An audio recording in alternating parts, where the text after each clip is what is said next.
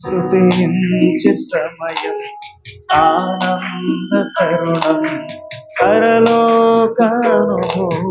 ధ్యానం. హల్లెలూయా యెహోవాకు, హల్లెలూయా యేసయ్యకు, హల్లెలూయా పరిశుద్ధాత్మకు, హల్లెలూయా యుగ యుగాలకు స్తుతించే సమయం ఆనంద తరుణం పరలోకానుభూతి ధ్యానం.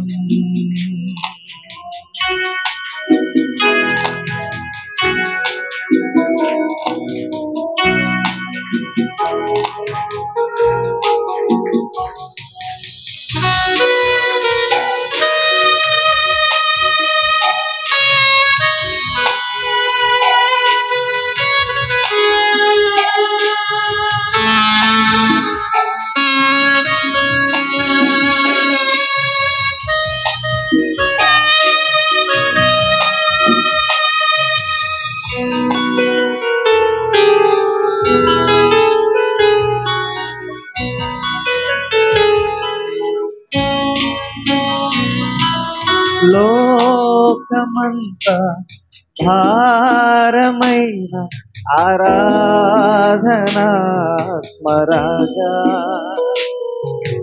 లోకమంతా భారమైన ఆరాధనాత్మరాగా,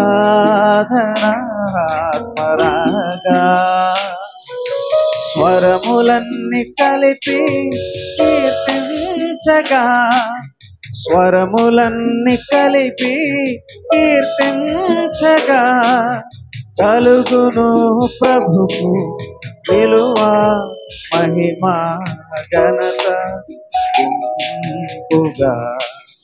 కలుగును ప్రభుకు విలువ మహిమ ఘనత ఇంపుగా.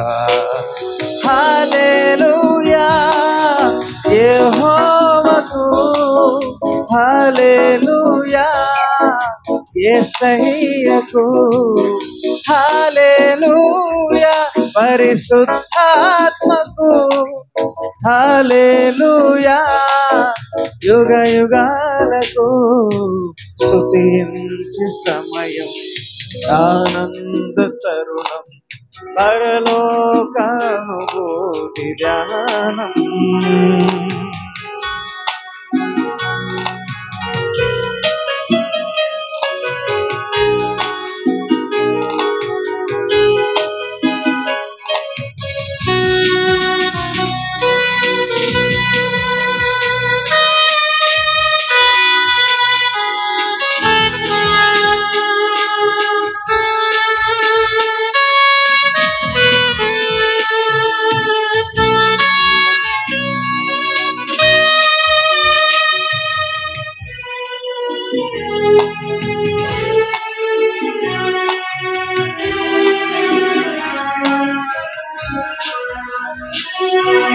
రాగమైన రాని స్వరము దీన మనస్సుతో రాగా,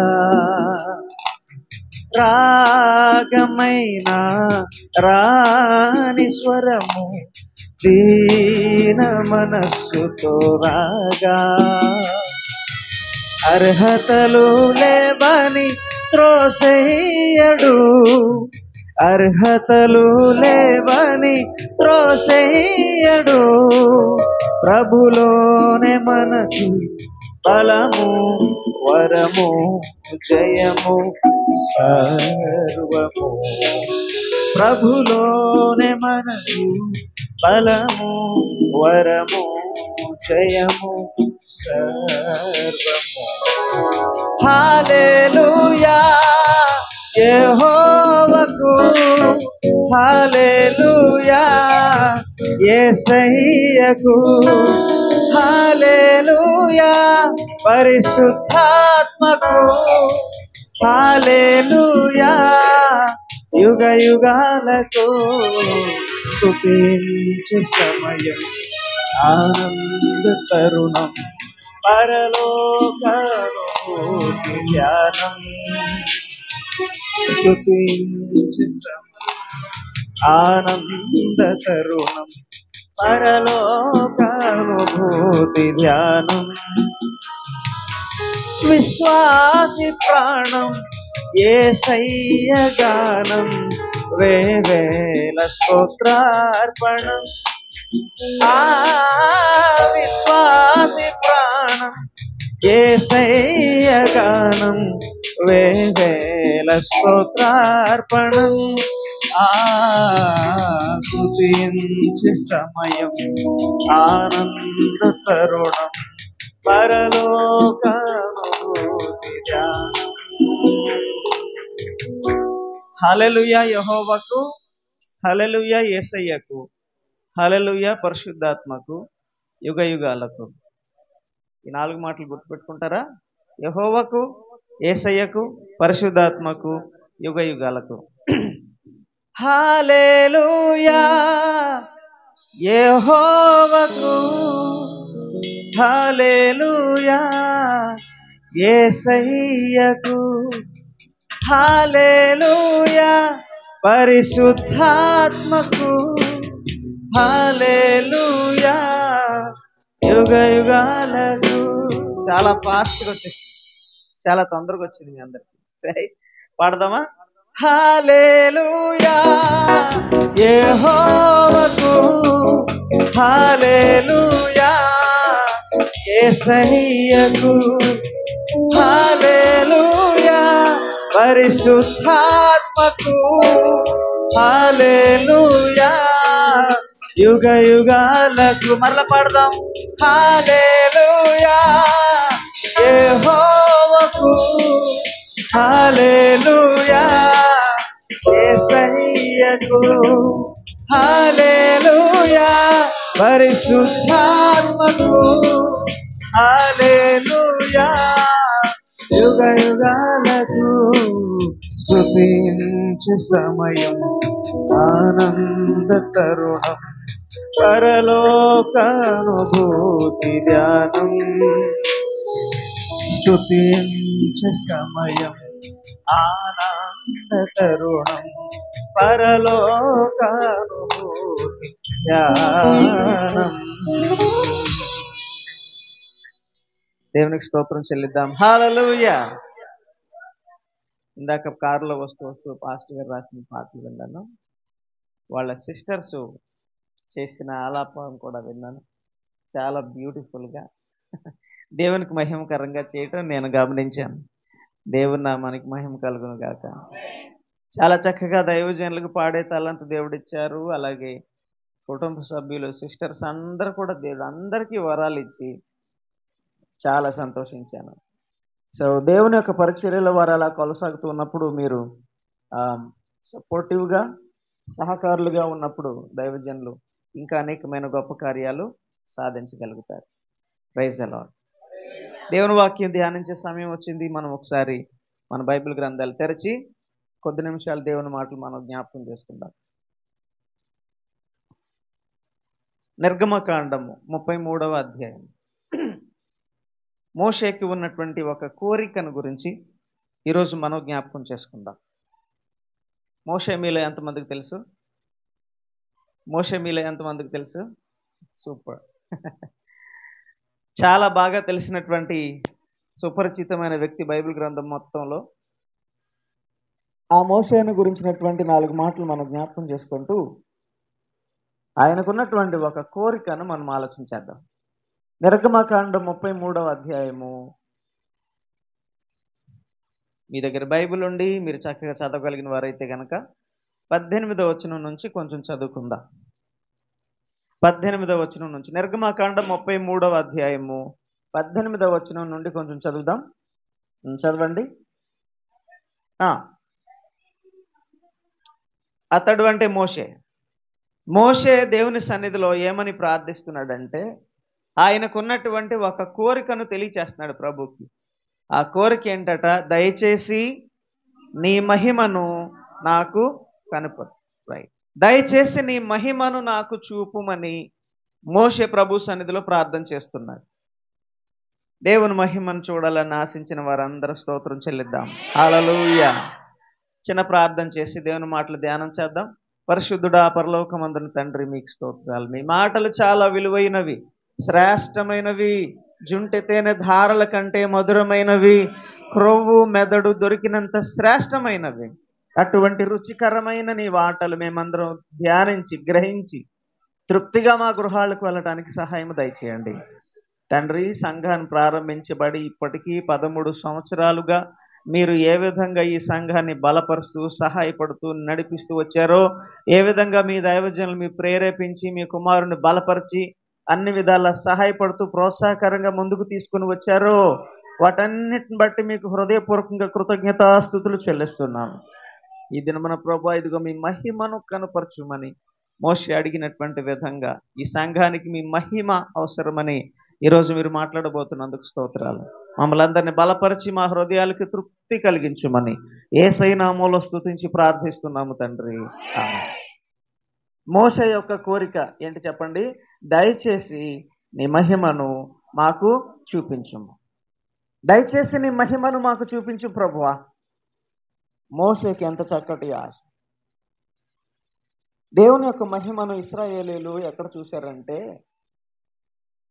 ప్రత్యక్షపు గుడారం ఏర్పాటు చేసినప్పుడు, ప్రత్యక్షపు గుడారం అంటే మందిరం లాగా, దేవుడు ఎక్కడి నుంచి అయితే తన బిడ్డలతో మాట్లాడాలనుకున్నాడో ఆ స్థలాన్ని ప్రత్యక్షపు గుడారం అంటారు. ట్యాబర్నాకల్, ప్రత్యక్షపు గుడారం అని అంటారు. దేవుడు ఇశ్రాయేలీలందరికీ చెప్పాడు ఏంటంటే, మోషేకి చెప్తే మోషే అందరికి చెప్పి ఏమనంటే, అందరూ ఒకసారి గ్యాదర్ అయిపోయి ప్రత్యక్షపు గుడారం దగ్గరికి వచ్చేసేయండి, అందరూ ఒకసారి ప్రత్యక్ష గుడారం దగ్గరికి వచ్చేసేయండి అని చెప్పి అందరూ అక్కడికి వచ్చేసారు. అందరూ అక్కడికి వచ్చినటువంటి ఆ సమయంలో ఒక్కసారిగా ఆకాశం నుంచి అగ్ని మహిమ ఆ ప్రదేశం మీదకి వచ్చి ఆవరించినప్పుడు స్వరం, గొప్ప స్వరం, గంభీరమైనటువంటి స్వరం ఆ మహిమలో నుంచి, ఆ అగ్నిలో నుంచి ప్రజలందరికీ వినపడుతుంది. ఎలా ఉంటుందో తెలుసా? ప్రజలకి గుండె ఒక్కసారిగా ఆగిపోద్ది అన్నమాట. ఆ స్వరం మోషేది కాదు, ఆ స్వరం నరులెవ్వరిది కాదు. గుండె ఒక్కసారిగా ఏమైపోద్ది? ఆగిపోద్ది అన్నమాట. ఆ సౌండ్ బలమైనటువంటి స్వరం దేవునిది. హల్లెలూయా. దేవుని స్వరం. అట్టి స్వరంతో దేవుడు వారితో మాట్లాడి దానికంటే ముందు తన మహిమను వారికి చూపించి, ఇశ్రాయేలుకి కానీ మోషేకి కానీ మనసులో ఇది అలా స్థిరంగా ఉండిపోయింది. చూసినటువంటి వారి కన్నులతో స్వయంగా చూసినటువంటి విషయం వారి హృదయాల్లో అలా ఉండిపోయింది అనమాట. ప్రజలు ఎవరైనా అడిగారో లేదో తర్వాత సంగతి మనకు తెలియదు, కానీ మోషే మాత్రం ఇప్పుడు దేవుడిని అడుగుతున్నాడు. ఏం కావాలంటే ఆయనకి ధనం అడుగుతున్నాడా? ప్రభా, నేను ఐగుప్తు నుంచి పారిపోయి వచ్చేసాను, మరలా నన్ను ఐగుప్తు తీసుకెళ్ళి రాజుగా చెయ్యి అన్నాడా? ఫరోలా నేను ఉండాలనుకుంటున్నాను ప్రభు అన్నాడా? అది కాదు. మనమైతే బహుశా మన కోరికలు వేరే వేరే ఉంటాయి కదా, చాలా కోరికలు మనకుంటాయి. అంతం లేనిది అదే అని చెప్పారు ఎవరో ఒక ఆయన. అంతం లేనిది ఏంటి? కోరిక, ఆశ. అంతం లేదు దానికి. ఈరోజు ఒక కోరిక, అది తీరిపోతే రేపు ఇంకోటి స్టార్ట్ అవుతుంది, అది తీరిపోతే ఇంకోటి స్టార్ట్ అవుతుంది. వాటి మీదే మనం నడుస్తూ నడుస్తూ వస్తున్నాం ఇప్పుడు వరకు. రైట్. అయితే వాటిలో దేవునికి సంబంధించినటువంటి ఆశ, దేవునికి సంబంధించిన కోరికలు ఎన్నున్నాయో మనం జ్ఞాపకం చేసుకోవాలన్నమాట. సో మోషేకు ఉన్నటువంటి కోరిక, మోషే ప్రభువుని అడిగేటువంటి ఒక ఆశ ఏంటంటే, ప్రభువా చెప్పండి అందరూ, దయచేసి నీ మహిమను నాకు చూపించు ప్రభువా. మోషేకి తెలిస్తే అడగడు. మీకు అర్థమైందా? మోషేకి పూర్తిగా తెలిస్తే అడగడు. మోషేకి తెలియదు గనుక అడుగుతున్నాడు. ఈరోజు మీకు నేను తెలియచేయాలనేటువంటి విషయం ఏంటంటే, దేవుడు నెరవేర్చకూడని విషయాలు. ఓకే, దేవుడు నెరవేర్చకూడని విషయాలు. నెరవేర్చలేడు అంటలేదు, నా మాట అర్థమైందా? దేవుడు నెరవేర్చలేడు, దేవుడు నెరవేర్చకూడదు, రెండు అర్థమైనయా మీకు? దేవుడు నెరవేర్చలేడు అనకూడదు, ఎందుకంటే దేవుడు నెరవేర్చలేనిది ఏది లేదు. కదా. అసాధ్యమైనవి ఏవి లేవని బైబిల్ గ్రంథంలో రాసి, దేవుడు నెరవేర్చలేనివి ఏమీ లేవు, కానీ దేవుడు నెరవేర్చకూడదు అనేవి మాత్రం కొన్ని ఉన్నాయి. కానీ దేవుడు నెరవేర్చకూడదు అనమాట. మనం అడిగినా దేవుడు చేయకూడదు. ఈరోజు వాటిని మీకు జ్ఞాపకం చేయాలనుకుంటున్నాను.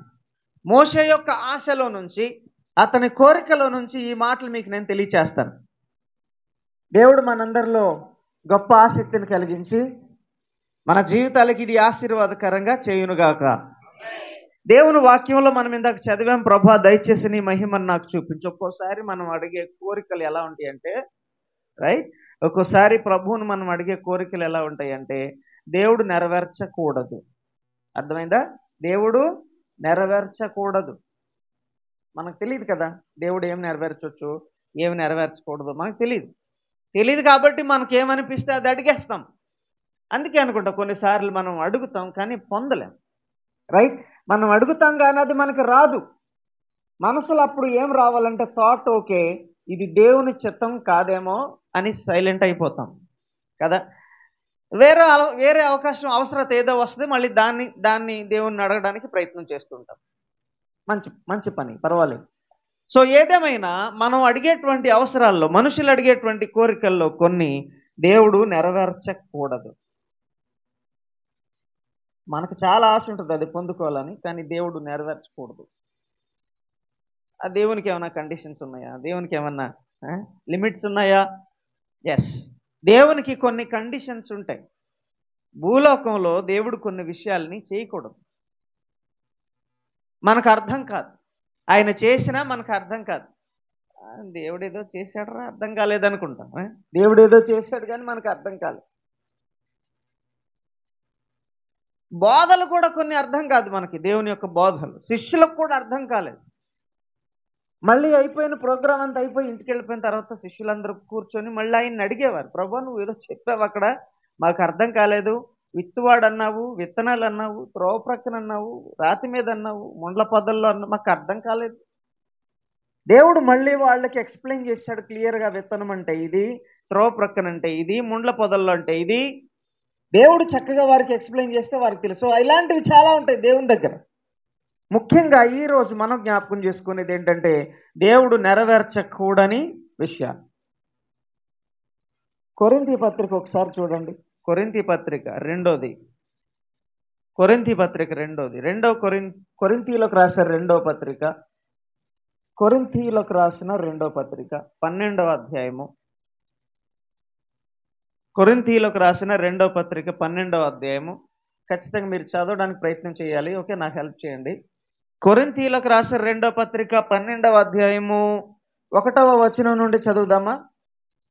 రైట్, తీస్తే ఒకరు చదవండి. కొరింథీలోకి రాసిన రెండో పత్రిక 12వ అధ్యాయము 1వ వచనం నుండి చదువుదాం. అతిశయపడుట నాకు తగదు కానీ అతిశయపడవలసి వచ్చినది ప్రభు దర్శనములను గూర్చియు ప్రత్యక్షతలను గూర్చియు క్రీస్తునందున్న ఒక మనిషిని నేను ఎరుగుదును. అతడు 14 సంవత్సరాల క్రిందట ఎన్నవ ఆకాశం? 3వ ఆకాశం ఒకరిని నేను ఎరుగుదునని పౌలు చెప్తున్నాడు. ఎవరి గురించో ఎందుకు చెప్తాడు? ఆయన గురించే కదా. ఆ ఒక్కడంటే ఎవరు? ఆయన గురించే. ఆయన ఇండైరెక్ట్ గా తెలియజేస్తూ పౌలు గారు ఏమంటున్నాడంటే, నా విషయంలో నాకు ఎదురైన ఒక ఎక్స్పీరియన్స్ చెప్తున్నానని పౌలు చెప్తున్నాడు కొరింథీలకు. ఏమని చెప్తున్నాడంటే 14 సంవత్సరాల క్రిందట నేను ఎక్కడికి వెళ్ళానని చెప్తున్నాడు ఆయన. 3వ ఆకాశం. ఎన్నున్నాయి ఆకాశాలు? ఎన్ని ఆకాశాలు? బాయ్స్ చెప్పండి, ఆకాశాలు ఎన్నున్నాయి? ఓకేనా? ఆకాశాలు ఎన్నున్నాయి? మరి 3వ ఆకాశం అంటున్నాడు అంటే 3 ఉన్నాయి అని అనుకోవాలి కదా మనం, రైట్? కనిపించేది ఒకటే, మనకు కనిపించే ఆకాశం ఉంది, దానిపైన మధ్యాకాశం ఉంది, దానిపైన దేవుని నివాస స్థలం ఉంది. 3వ ఆకాశం, రైట్? ఒకటి మనకు కనిపించేది, 2 మధ్యాకాశం, దానిపైన 3వ ఆకాశం. ప్లస్ ఎన్ని? రైట్, 3 హెవెన్స్, 3 ఆకాశాలు ఉన్నాయి. పౌలు గారు ఇప్పుడు ఏ ఆకాశానికి వెళ్ళానని చెప్తున్నాడు? మూడవ ఆకాశానికి వెళ్ళాడు. మొదటి దాటేసి మధ్య ఆకాశం దాటేసి మూడవ ఆకాశం అంటే దేవుడు నివసించే ప్లేస్ అన్నమాట. దేవుని స్థలం. పౌలు ఎక్కడికి వెళ్ళాడంటే దేవుడు నివసించే స్థలానికి కొనిపోబడ్డాడంట ఒకరోజు. అతిశయపడాలా వద్దా? ఏం అతిశయపడొచ్చా? దేవుడు ఉన్నటువంటి స్థలానికి నేను వెళ్ళొచ్చానంటే ఇప్పుడు గర్వపడాలా వద్దా? మామూలు విషయం కాదది. అవునా? మామూలు విషయం కాదది. రైట్. దేవుడు ఉండేటువంటి స్థలానికి నేను ఎక్కి వెళ్ళొచ్చాను. సరే, ఇప్పుడు ఇమ్మీడియట్గా ప్రజల మనసులో ఏమనిపిస్తుంది అంటే, ఏం చేసావు అక్కడ? కదా, దేవుడు నివసించే స్థలానికి నువ్వు వెళ్ళొచ్చావు, అక్కడ ఏం చూసావు? ఏముంది? మనుషులు ఎలా ఉన్నారు? దేవుని చూసావా? మాట్లాడారు ఏమైనా? జవాబు చెప్తున్నాడు. చూడండి, తర్వాత వచనాలు ఏముంది? అతి మనుషుని నేను ఎరుగుదును, పరదేశంలోనికి కొనిపోబడి వచింప సఖ్యము కాని మాటలు వినెను అని చదువుతున్నాం. ఏ మాటలు అంటవి? చెప్పండమ్మా, ఏ మాటలు అవి? వచింప సఖ్యము కాని మాటలు అంటే మనం పలకకూడని మాటలు. ఎక్కడ? మూడవ ఆకాశానికి ఎక్కువ వెళ్ళిపోతే, దేవుడు ఉండే స్థలంలోనికి ఎక్కువ వెళ్ళిపోయిన తర్వాత అక్కడ కొన్ని మాటలు వినపడినాయి పౌలుకి. కొన్ని మాటలు వినపడినాయి. దేవుని రాజ్యం గురించి మాట్లాడుతున్నాం. మీకు అర్థమవుతుందా? పరలోకంలోనంట, ఆ పరదేశంలో దేవుని మాటలు విన్నాడంట. ఆ మాటలు ఇమ్మీడియట్గా ప్రజలు అడుగుతారుగా, ఏం విన్నావు? ఏం మాటలు అయ్యి? ఇంట్రెస్ట్ ఉందా మీకు? అంటే పరలోకంలో మాటలు వినాలని ఇంట్రెస్ట్ ఉందా? రైట్. వాళ్ళకు కూడా ఉంటుంది అక్కడ, కొరింథీయులకు కూడా. ఏం మాటలు పౌలు గారు చెప్పండి, పరలోకంలో ఏం మాటలవి? ఆయన ముందే చెప్పేశాడు. ఏం మాటలు అంటే అవి? వచింప సఖ్యము కాని మాటలు. దాని అర్థం ఏంటంటే, ఆ మాటలు మనం ఇక్కడ పలుకకూడదు. పరలోకంలోని మాటలు భూలోకంలో మనం పలకకూడదు. ఇక్కడ పలకకూడని మాటలు పరలోకంలో చాలా ఉన్నాయి. అర్థమైందమ్మా? పరలోకంకు వెళ్ళాలని ఆశపడడానికి ఇదొక కారణం. ఇప్పుడు అర్థమైందా? యేసు ప్రభుని చూడాలని ఆశతో పరలోకంకు వెళ్ళాలని మనం అనుకుంటాం. అక్కడ మాటలు వినాలని ఇంట్రెస్ట్ రావాలి ఇప్పుడు ఇక నుంచి మీకు. ఎందుకంటే అక్కడ మాటలు మనం ఇక్కడ పలకకూడదంట.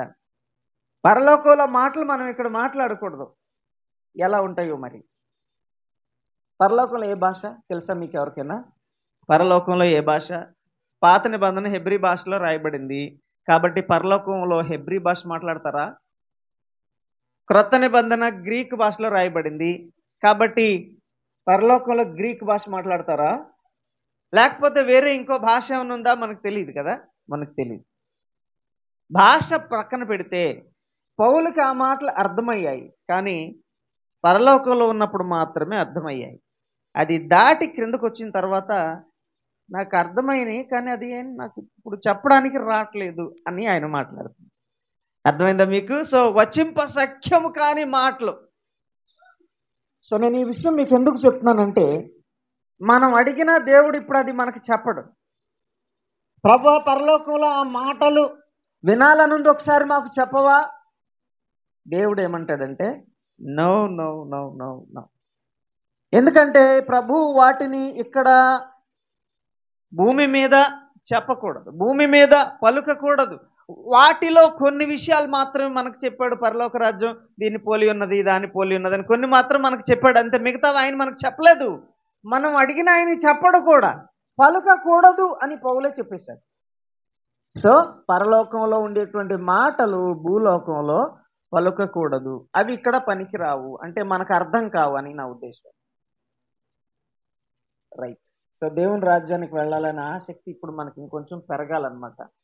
దేవా, నీ రాజ్యంలోకి వస్తే అసలు భూమి మీద మాట్లాడకూడని మాటలు అసలు అక్కడ ఏమున్నాయి? అక్కడ అసలు ఏమున్నాయి? వినాలని ఉంది ఇప్పుడు నాకు అనేటువంటి ఆ ఇంట్రెస్ట్ ఇప్పుడు మనకి ఇంకొంచెం పెరగాలన్నమాట. పెరిగితే స్తోత్రం చెల్లిద్దాం. హల్లెలూయా. ఏం ఇంట్రెస్ట్ ఇది? దేవుని రాజ్యానికి వెళ్ళాలి, అక్కడ మాటలు ఒకసారి వినాలనే ఆసక్తి. అది భూలోకంలో మాట్లాడకూడదు, వినకూడదు, చదవకూడదు. సో దేవుడు మనం అడిగినా కూడా ఆయన అది నెరవేర్చకూడదు. దేవుడు నెరవేర్చకూడని విషయాల్లో మామూలుగా మీకు తెలియజేస్తూ ఇది ఒకటి చెప్పాను. నెరవేర్చకూడదు అన్నమాట. మనం అడిగిన దేవుడు నెరవేర్చాడు. రైట్. మళ్ళీ ఇప్పుడు మనం మోషే దగ్గరికి వద్దాం. ఉదాహరణగా మీకు అది చెప్పాను. ఇప్పుడు మనం మోషే దగ్గరికి వద్దాం. సేమ్ ప్యాసేజ్కి రండి. ఎక్సోడస్, నిర్గమాకాండం 33వ అధ్యాయంలోనే మీరు ఉన్నారనుకుంటున్నాను. అక్కడికే రండి. ఇప్పుడు మోషే అడిగినటువంటి కోరికను మరొకసారి జ్ఞాపకం చేసుకుందాం. ఏం అడుగుతున్నాడు ప్రభుని? అయ్యా, దయచేసి నీ మహిమను నాకు చూపించుము. బాయ్స్ చెప్పారా ఏమని అడుగుతున్నాడు మోషే? ప్రభువా, దయచేసి నీ మహిమను నాకు దేవుడు దాన్ని నెరవేరుస్తాడో లేదో తర్వాత సంగతి. పౌలుకైతే ఆశ పేతురుకి మోషేకైతే ఆశ కలిగింది. అడిగాడు, ప్రభా, నాకు నీ మహిమను చూడాలనిపిస్తుంది, ప్లీజ్ హెల్ప్ మీ. మోషే దేవుని అద్భుతాలు చాలా చూశాడు. మీకు తెలుసు కదా, మోషే దేవుని అద్భుతాలు చాలా చూశాడు. అసలు మోషే పుట్టుకే ఒక అద్భుతం. మోషే యొక్క పుట్టుకే ఒక అద్భుతం. ఎందుకంటే మోషే జన్మించినప్పుడు రాజుగారు ఒక ఆజ్ఞ జారీ చేశాడు. 2 సంవత్సరాల లోపు ఉన్నటువంటి మగ పిల్లలందరినీ చంపేయండి అని ఆజ్ఞాపించాడు రాజు. మోషే జన్మించినప్పుడు 2 సంవత్సరాల లోపు ఉన్న మగపిల్లలందరినీ చంపేయమని. ఇది బైబిల్లో 2 సార్లు జరిగింది. ఒకసారి యేసు ప్రభు సమయంలో ఒకసారి, మోషే సమయంలో ఒకసారి. మోషే సమయంలో 2 సంవత్సరాల లోపు ఉన్న మగపిల్లలందరినీ చంపేయమని రాజు ఆజ్ఞాపిస్తే నిజంగానే సైనికులు భటులందరూ వచ్చి 2 సంవత్సరాల లోపు ఉన్న మగపిల్లలందరినీ చాలా మందిని చంపేశారు. చాలా మందిని కాదు, అందరినీ చంపేశారు. ఈ చిన్నోడు ఒక్కడు మిగిలి ఉన్నాడు. ఎవరు? ఏ చిన్నోడు?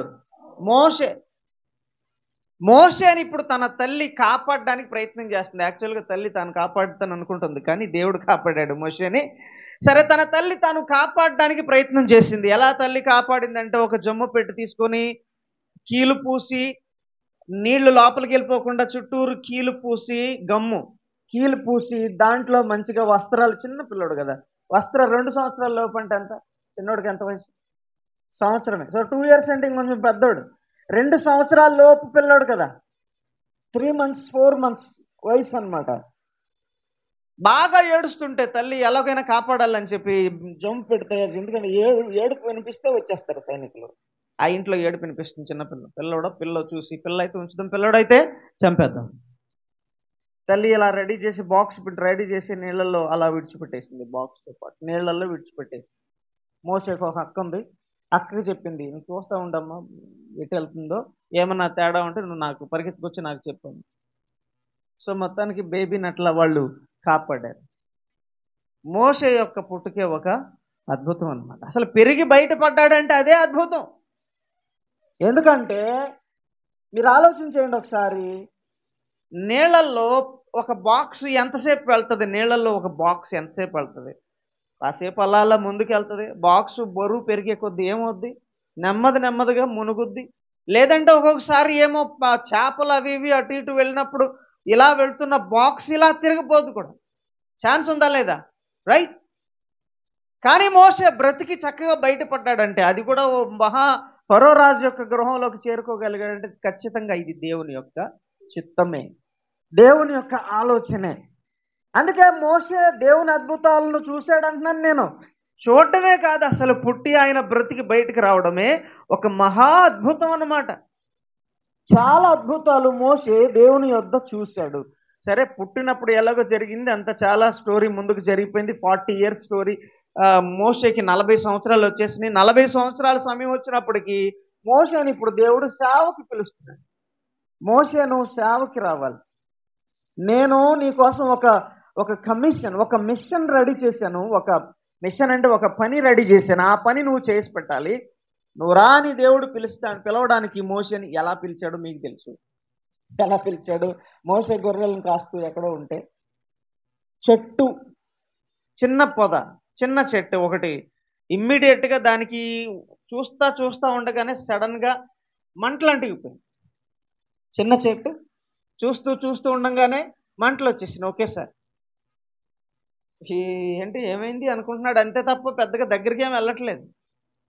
ఏంటిది ఇలా అంటుకుంది? సరే, ఎవరు అంటించారు, లేకపోతే ఎండ వేడికి ఏమైనా వచ్చి ఉంటుందేమో, అరణ్య ప్రాంతం లాంటిది, అదే ఆరిపోద్ది అనుకుని గమనిస్తున్నాడు. అక్కడ ఉన్నాడు. చాలాసేపు అయింది. చెట్టుకి మంట అంటుకున్నప్పుడు చెట్టు కాలిపోద్దా? గ్రీన్ షర్ట్ కాలిపోద్దా కారిపోద్దా ఈయనకు కూడా తెలుసు. చెట్టు కాలిపోతుంది, అది రాలిపోతుంది. మోషే చాలాసేపు చూశాడు కానీ అది అది కాలిపోవట్లేదు, రాలిపోవట్లేదు, యాజ్ ఇట్ ఈస్గా అలాగే ఉంది. మంట ఆగట్లేదు, చెట్టుకు ఏమీ అవ్వట్లేదు, మంట ఆగిపోవట్లేదు. అప్పుడు వెళ్ళాడు దగ్గరికి.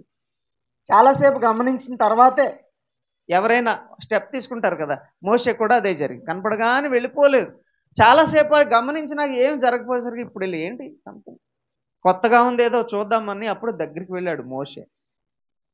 అతను దగ్గరికి వెళ్ళినప్పుడు స్వరం వినిపిస్తుంది దానిలో నుండి. అంటే ఆ చెట్టు యొక్క మంట, చెట్టు కానీ చెట్టుకున్నటువంటి మంట కానీ అగ్ని కానీ దానంతటా అది అంటుకున్నది కాదు, ఎవరు అంటించారు. ఎవరు అంటించారు? దేవుడు అంటించాడు అనమాట. హల్లెలూయా. ఎవరు చెప్పారు? బ్లెస్సీ డ్రెస్ బాగుందన్నాను, బ్లెస్సీ కూడా బాగుందన్నాను. ఇప్పుడు బ్లెస్సీ యొక్క మైండ్ కూడా బాగుంది. Very good. సో అతని పుట్టుక విషయంలోనూ దేవుని అద్భుతాన్ని చూశాడు మోషే. అతని పిలుపు విషయంలో కూడా దేవుని అద్భుతాన్ని చూశాడు మోషే.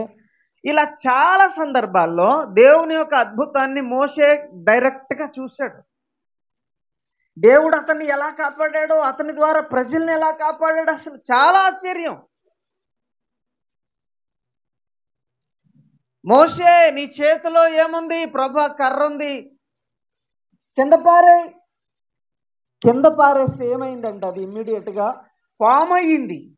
మోషే చేతిలో ఉన్న కర్ర అనుకుని బహుశా అనుకున్నాడు, ఇప్పుడు దాకా పామును పట్టుకున్నాను నేను. మళ్ళీ దాన్ని పట్టుకో అంటే మళ్ళీ దాన్ని పట్టుకున్నాడు. మళ్ళీ ఏమైపోయింది? కర్ర అయిపోయింది. చాలా అద్భుతం, చాలా ఆశ్చర్యకరమైనటువంటి విషయాలు మోషే జీవితంలో దేవుడు చేశాడు. మోషే దగ్గరుండి స్ట్రైట్గా తన కళ్ళతో చూశాడు.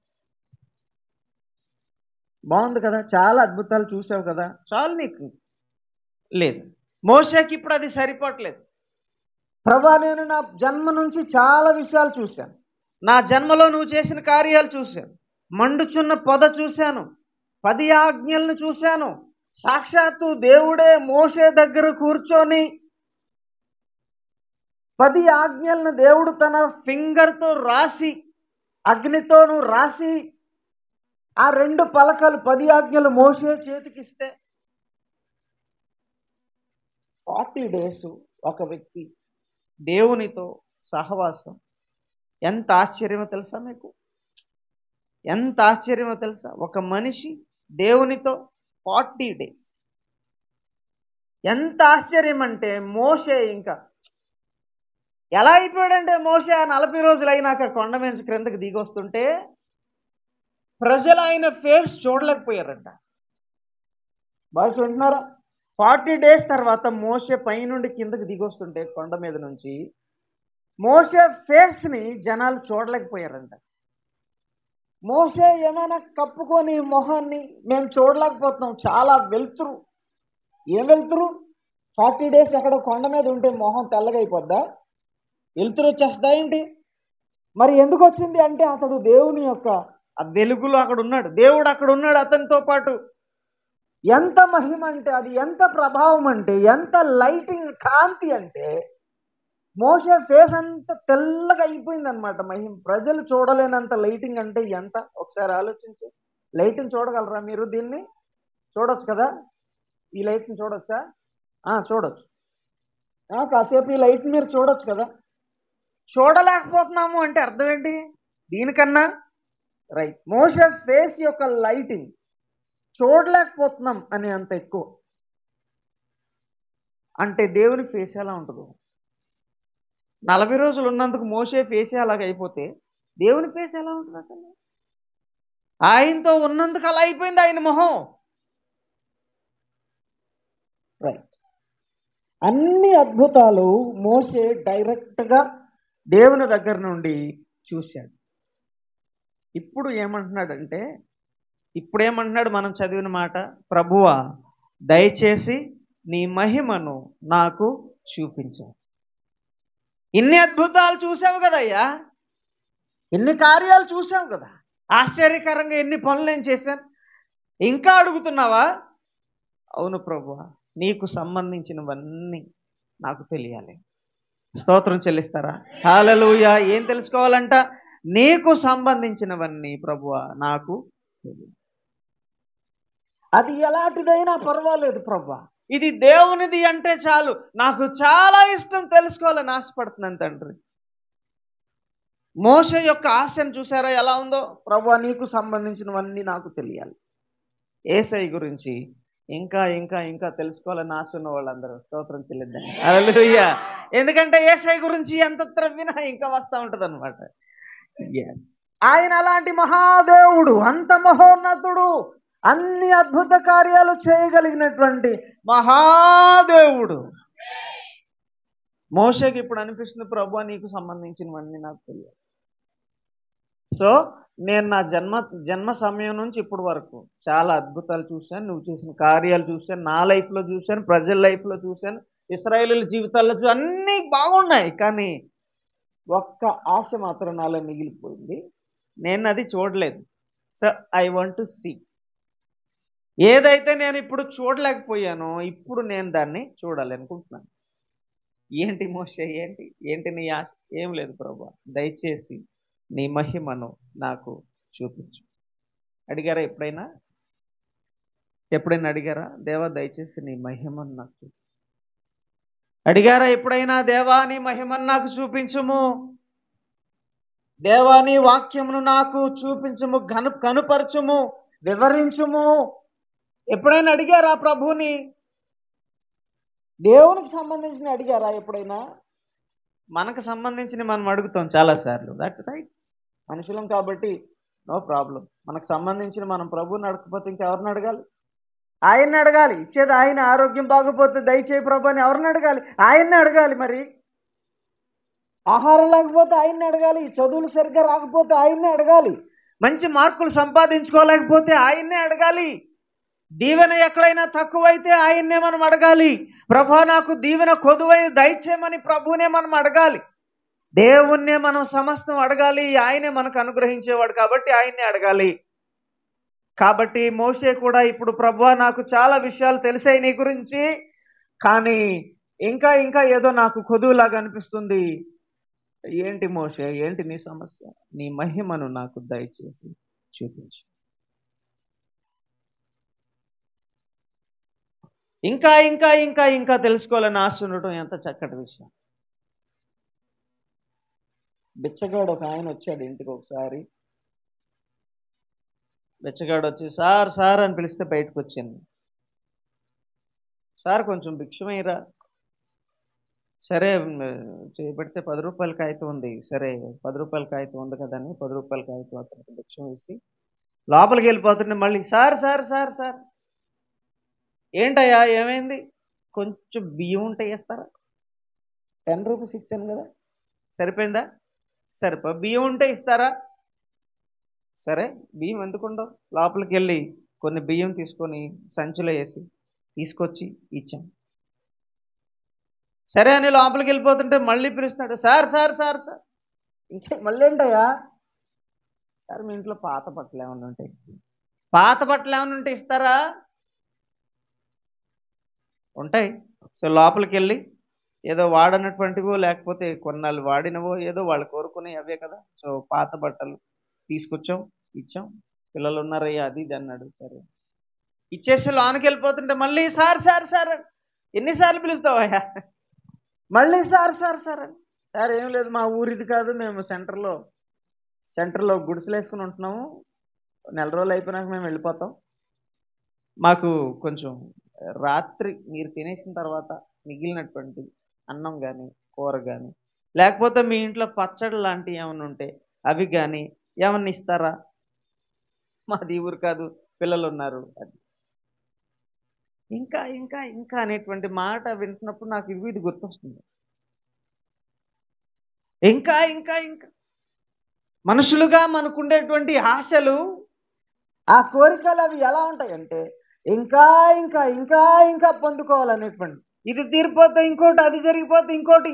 ఎందుకంటే ఎండింగ్ లేదు, ఫుల్ స్టాప్ లేదు వాటికి. సరే లోకంలో చాలా విషయాల గురించి మన కోరిక ఇంత ఇంకా ఇంకా తెలుసుకోవాలని ఉంది. మరి దేవుని విషయాలు ఏం చేద్దాం? దేవుని విషయాలు ఏం చేద్దాం? మనం అడిగితే దేవుడు ఇస్తాడా ఇవ్వడా?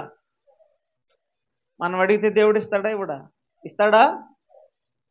అడిగిన వెంటనే అక్కరలన్నీయు తీర్చిన మహనీయుడా, అడిగిన వెంటనే అక్కరలన్నీయు తీర్చిన మహనీయుడా, నాకేమి కొదువా నీవుండగా, నేనేలా కృంగిపోదునయ్యా, నాకేమి కొదువా నీవుండగా, నేనేలా భయపడుదునయ్యా, అడిగిన వెంటనే అక్కరలన్నీయు తీర్చిన మహనీయుడా. వినపడేలా కొట్టండి. అడిగిన వెంటనే అక్కరలన్నీయు తీర్చిన మహనీయుడా.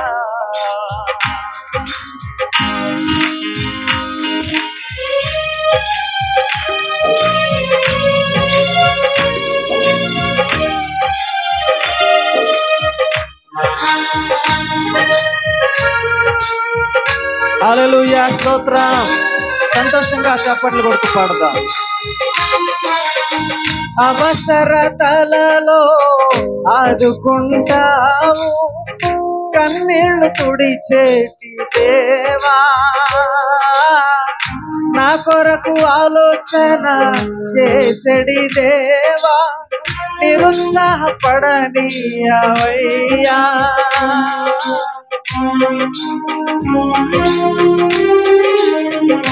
స్తోత్రం. అవసరతలలో ఆదుకుంటావు, కన్నీళ్లు తుడిచేటి దేవా, నా కొరకు ఆలోచన చేసెడి దేవా, నిరుత్సాహపడనీయవయ్యా. నీ మాటే నేను వింటా, నీతోనే నేను ఉంటా, నీ పేరే చెప్పుకుంటా యేసయ్యా. సంతోషంగా నీ మాటే నేను వింటా, నీతోనే నేను ఉంటా, నీ పేరే చెప్పుకుంటా యేసయ్యా.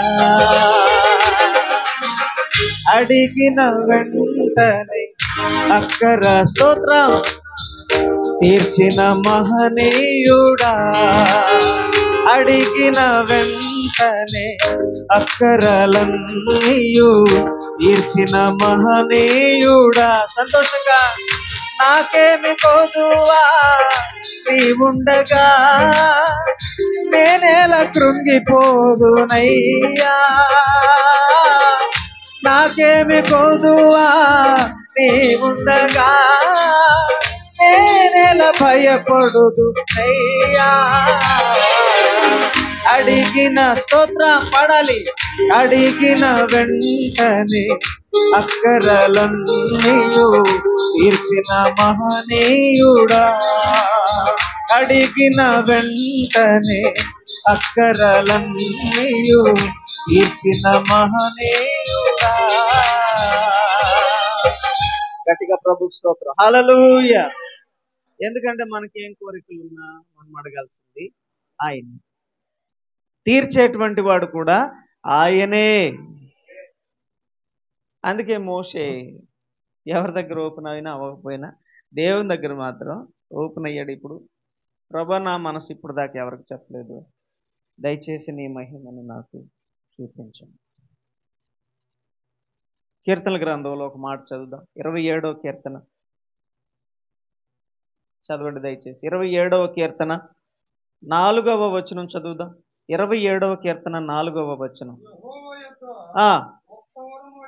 యెహోవా యొద్ద నేను ఒక వరం అడిగాను. యెహోవా యొద్ద నేను ఒక వరం అడిగాను, దాన్ని వెతుకుతున్నాను. ఏంటా వరము? యెహోవా యొక్క ప్రసన్నతను నేను చూచుటకును.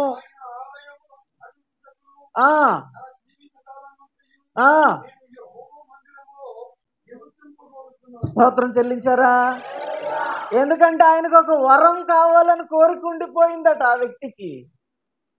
ఏంటయ్యా నీ వరం? ఏ వరం నీకు కావాలి? దేవుని యొక్క ప్రసన్నత నేను దేవుని మందిరంలోనే ఉండాలనుకుంటున్నాను. ఎన్నాళ్ళు ఉంటానంటే జీవిత కాలమంతయు దినదినము జీవిత కాలమంతయు దేవుని సన్నిధిలో నేను బ్రతకాలని ఆశపడుతున్నానని ఆయన చెప్తున్నాడు. జీవితకాలం 2 మాటలు గుర్తుపెట్టుకోండి, డైలీ, లైఫ్ లాంగ్. 2 మాటలు ఏంటవి? Daily, life long. డైలీ అంటే రోజు, లైఫ్ లాంగ్ అంటే జీవితాంతం. దేవుని సన్నిధిలో నేను ఉండాలని కోరుకుని ఎన్నాళ్ళు ఉంటావయ్యా అంటే డైలీ ఉంటాను, లైఫ్ లాంగ్ ఉంటాను. మీరు ఎంతసేపు ఉంటారు దేవుని సన్నిధిలో? గంట, 2 గంటల, 2 గంటల, 3 గంటలు? టూ మచ్ అంటే 3 గంటలు కదా అయిపోతుంది. 3 గంటలు దాటిపోయి లేకపోతే 2 గంటలు దాటిపోయింది అనుకోండి, మన కళ్ళు ఎక్కడ ఉంటాయి? అయ్యగారు ఎందుకు మంచి పని చేశారు, గడియారం వెనకాల పెట్టారు. ఇటే పెట్టుంటే మీ కళ్ళు అన్నట్టు ఉంటాయి. ఆ దేవుడు ఏంటంటే ఇప్పుడు ఆ కోరిక ఏంటంటే దేవుని సన్నిధిలో నేను డైలీ ఉండాలి, లైఫ్ లాంగ్ ఉండాలి. చాలా చక్కటి ఆశ. సరే, ఇది ఈయన కోరిక. మోషే కోరికను మనం జ్ఞాపకం చేసుకున్నాం. అసలు అది ఎలా ఉందంటే, ప్రభువా దయచేసి నీ మహిమను నాకు చూపించు. మీరేమనుకుంటున్నారు దేవుని మహిమను? ఏంటి అసలు దేవుని మహిమ అంటే అసలు అది ఎలా ఉంటుంది? అది ఎలా ఉంటుంది? మోషే అడిగేటువంటి ఆ కోరిక ఏంటి అసలు? దేవుడు ఏం ఆలోచిస్తున్నాడు ఇప్పుడు మోషే అడగగానే? మోషే దేవుని సన్నిధిలో అడిగాడు, ఇంతకు ముందు చాలా అడిగాడు, ప్రభా ఇశ్రాయేల్ ప్రజలకి నీళ్లు లేవంట నాయనా, ఇశ్రాయేల్ ప్రజలకు నీళ్లు లేవంట నాయనా అని మోషే అడిగితే దేవుడు మోషేకి చెప్పాడు, నేను అరణ్యంలో నీళ్లు లేవని మీరేం బాధపడక్కర్లేదు, నేను రాయిలో నుంచి నీళ్లు రప్పించి వాళ్ళకి ఇస్తానని దేవుడు అడిగాడు, దేవుడు ఇచ్చాడు.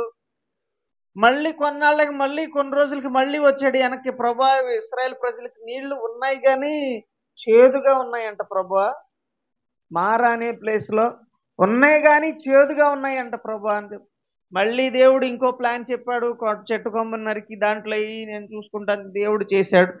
ఇలా చాలా కోరికలు అడిగాడు, దేవుడు కూడా నెరవేర్చేశాడు. ఇప్పుడు ఈ కోరిక సంగతి ఏం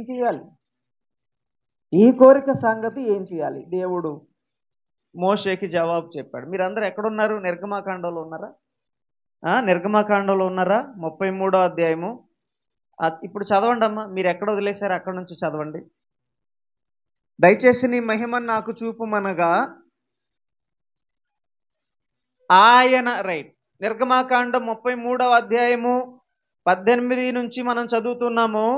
దయచేసి నీ మహిమను నాకు చూపుమనగా దేవుడు ఇప్పుడు రిప్లై ఇచ్చాడు. ఏం రిప్లై చూడండి, ఏమంటున్నాడు ఆయన?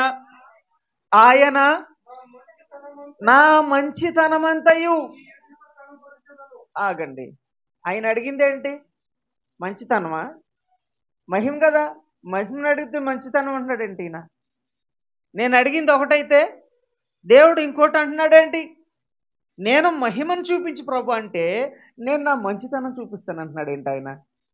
వద్దు ప్రభా, నీ మంచితనం నాకు చూపించొద్దు, ఎందుకంటే చిన్నప్పటి నుంచి నీ మంచితనం నాకు బాగా తెలుసు. తెలుసా దేవుని మంచితనం మీకు? దేవుడు మంచివాడని తెలుసా లేదా? స్తోత్రం చెప్తారా? దేవుడు మంచివాడనమాట. మోషే అంటున్నాడు, ప్రభా నాకు నీ మహిమను చూడాలన్నది ప్రభు అంటే, మహిమ కాదులే కానీ నా మంచితనాన్ని కనపరుస్తా. మోషేకి సరిపోద్దా? తృప్తిగా ఉంటుందా? లేదు ప్రభు, నేను అడిగింది అది కాదు, నాకు మంచితనం కాదు, నీ మహిమను నేను చూడాలనుకుంటున్నాను. మంచితనం వద్దా? సరే, ఇంకేం చెప్పాడు ఆయన?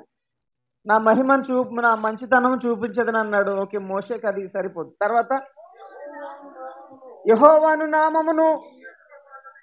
అరే ప్రభు, నేను అడిగేది ఏంటి, నువ్వు ఇస్తాననేది ఏంటి? నేను నీ మహిమను చూడాలని అడుగుతుంటే నువ్వేమో మంచితనం అంటున్నావు. మంచితనం నాకు వద్దు ప్రభు, నాకు తెలుసు, నాకు బాగా తెలుసు నీ మంచితనం. సరే, మంచితనం వదపోతే నా యెహోవాను నా నామము నీ ఎదుట నేను ప్రకటన చేస్తాను. అయ్యో ప్రభు, అది కూడా నాకు బాగా తెలుసు అయ్యా, నీ నామ ప్రకటనే కదా నాకు బాగా తెలుసు, నేనే ప్రకటించాను బోళ్ళని సార్లు. నీ నామ ప్రకటన నాకెందుకు తెలియదు? ధర్మశాస్త్రాన్ని నేనే కదా నీ దగ్గర ఉండి నేర్చుకుని ప్రజలందరికీ నేర్పించాను. నీ నామ ప్రకటన నాకు వద్దు ప్రభు, అది కూడా నాకు బాగా తెలుసు.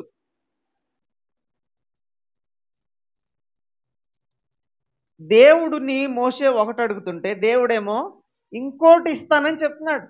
టర్న్ చేస్తున్నాడు కొంచెం. మోషే యొక్క ఆలోచనని ఆయన కొంచెం టర్న్ చేసి పక్కకి డైవర్ట్ చేస్తున్నాడు మోషేని.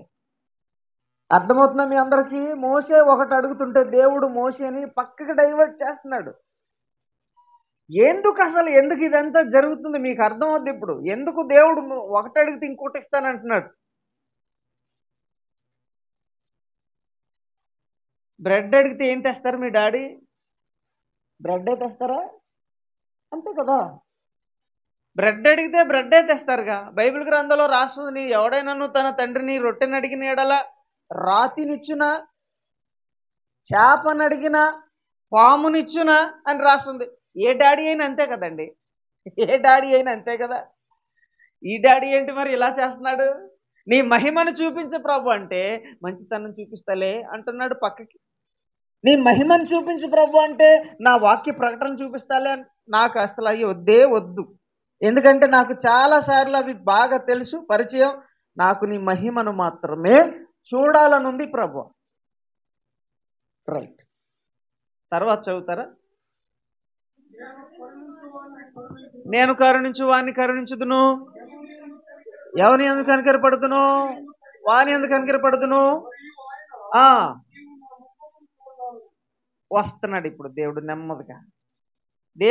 నెమ్మదిగా పాయింట్కి వస్తున్నాడు ఇప్పుడు.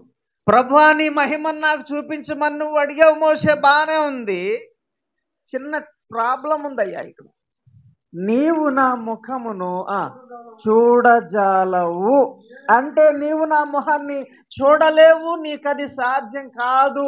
అవును, దేవుని ముఖాన్ని, దేవుని యొక్క మహిమను, ఆయన ఫేసే మహిమ, రైట్? ఫేసే గ్లోరీ, గ్లోరీయే ఫేసు. మహిమే మొహం, మొహమే మహిమ. దేవుడు అడుగుతున్నాడు ఇప్పుడు, ప్రభా నీ మహిమను నాకు చూపించాలి, నీ మహిమను దయచేసి. దేవుడు ఏమంటున్నాడంటే ఇప్పుడు డైరెక్ట్ పాయింట్కి వచ్చి నీవు నా ముఖమును, నీవు నా మహిమను చూడజాలవు. అదేంటి ప్రభా, నీ ముఖాన్ని నేను చూడలేనా? నేను పాపినా? మనకి ఇమ్మీడియట్గా ఏమనిపిస్తుంది అంటే ఏదో బాధ వచ్చేస్తే, ఇప్పుడు రిజెక్ట్ చేసేస్తే కనుక ఒక రకమైన ఫీలింగ్ అండి. అడిగిన తర్వాత కాదనిపించుకోవడం ఇష్టం ఉండదు మనకి. సో అడిగేసరికి రిజెక్ట్ చేసినట్టు అయిపోయింది. నేను ఒకటి అడుగుతుంటే నువ్వు ఇంకోటి చెప్తున్నావు ప్రభా. లేదు నాకు ఏంటి అసలు చేయవా నువ్వు? నాకు బాధ అయిపోయింది అనమాట. సరే, మోషే ఫేస్ దేవుడికి అర్థమై ఉంటుంది. ఇప్పుడు పాయింట్ చెప్పాలి కాబట్టి దేవుడు చెప్తున్నాడు, నీవు నా ముఖాన్ని చూడజాలవు. ఎందుకు చూడలేను ప్రభా? నేను చూస్తాను. ఎందుకు చూడలేను? నేను చూస్తాను. నువ్వు నీ ఫేస్ చూపించి నేను ఎందుకు చూడలేను? నేను చూస్తాను. దేవుడు అప్పుడు అంటున్నాడు, నీవే కాదు, ఏముందండి, నీవే కాదు, ఈ లోకంలో ఉన్నటువంటి ఏ నరుడు కూడా చూడలేడు, చూస్తే బ్రతకడు. అమ్మ మీకు అర్థమైంది ఇప్పుడు? దేవుడు ఎందుకు పాయింట్ టర్న్ చేయాలి అటు ఇటు? స్ట్రైట్ కదా దేవుడు, స్ట్రైట్ దేవుడు. ఎప్పుడైనా ఒకటి అడిగితే ఇంకోటి ఇస్తాడా ఏంటి ఆయన? మనం అడిగింది కాదనేటువంటి దేవుడా ఏంటి? అది నీకు అవసరమైనవి అడిగితే దేవుడు చేయడా? ప్రభు ఇది నాకు కావాలి, ఇది నా ఆశ ప్రభు, నా ఆకాంక్ష ప్రభు అని దేవుడు చేయడా ఏంటి? చేసే దేవుడు ఆయన. ఎందుకు మరి ఇందాక నుంచి మోసే అడుగుతుంటే ఇట్లా అన్నాడు, మంచితనం అంటున్నాడు, మళ్ళీ నామ ప్రకటన అన్నాడు, అది అన్నాడు. ఎందుకు ప్రభు ఇదంతా ఎందుకు చేయవు? నేను ఎందుకంటే బాబు, నా మహిమను నేను నీకు చూపిస్తే ఏమైపోతావు? నీవు చచ్చిపోతావు. నీవు కోరేదేంటో నీకు అసలు తెలియదు మోషే. నా మహిమను చూస్తే నువ్వు చచ్చిపోతావు. దేవుడు ఇప్పుడు దాకా అడితిప్పి పాయింట్ని డైవర్ట్ చేశాడంటే ఇప్పుడు దేవుడు చేసింది కరెక్టే కాదా? నీకు అర్థమైందండి? ఇప్పుడు దేవుడు చేసిందే కరెక్ట్ కదా. మోషే చచ్చిపోవడం దేవునికి ఇష్టం లేదు. నీవు చనిపోవడం నాకు ఇష్టం లేదు మోషే. నువ్వు ఉండాలి. నా ప్రజలు నువ్వు నడిపించేటువంటి గొప్ప నాయకుడు నువ్వు ఉండాలి. నీవు చనిపోవడం నాకు ఇష్టం, నీ మరణం నాకు ఇష్టం లేదు, నీ చావు నాకు ఇష్టం లేదు. అందుకే నేనేదో అటు ఇటు ట్రై చేస్తున్నాను, కానీ నువ్వు అసలు వినట్లేదు. కాబట్టి మెయిన్ మ్యాటర్ ఏంటో నీకు చెప్పేస్తున్నాను. నీవే కాదు, లోకంలో ఎవడూ కూడా నా మహిమను చూడలేరు, నా ముఖమును చూడలేరు.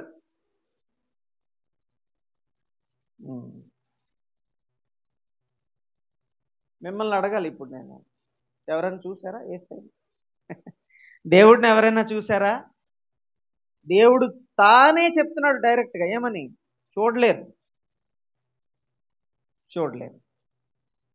ఒకవేళ మీరు చూసుంటే కళ్ళలో కానీ దర్శనంలో కానీ ఒకవేళ నేను దేవుడు చూశాననే ఫీలింగ్ మీకు కలిగితే, జీసస్ ఫిల్మ్లో కానీ లేకపోతే వేరొక యేసయ్య ఫిల్మ్లో కానీ మీరు ఆయన ఎలా చూశారో అది వస్తుంది మీ కంట్లోకి, అంతే.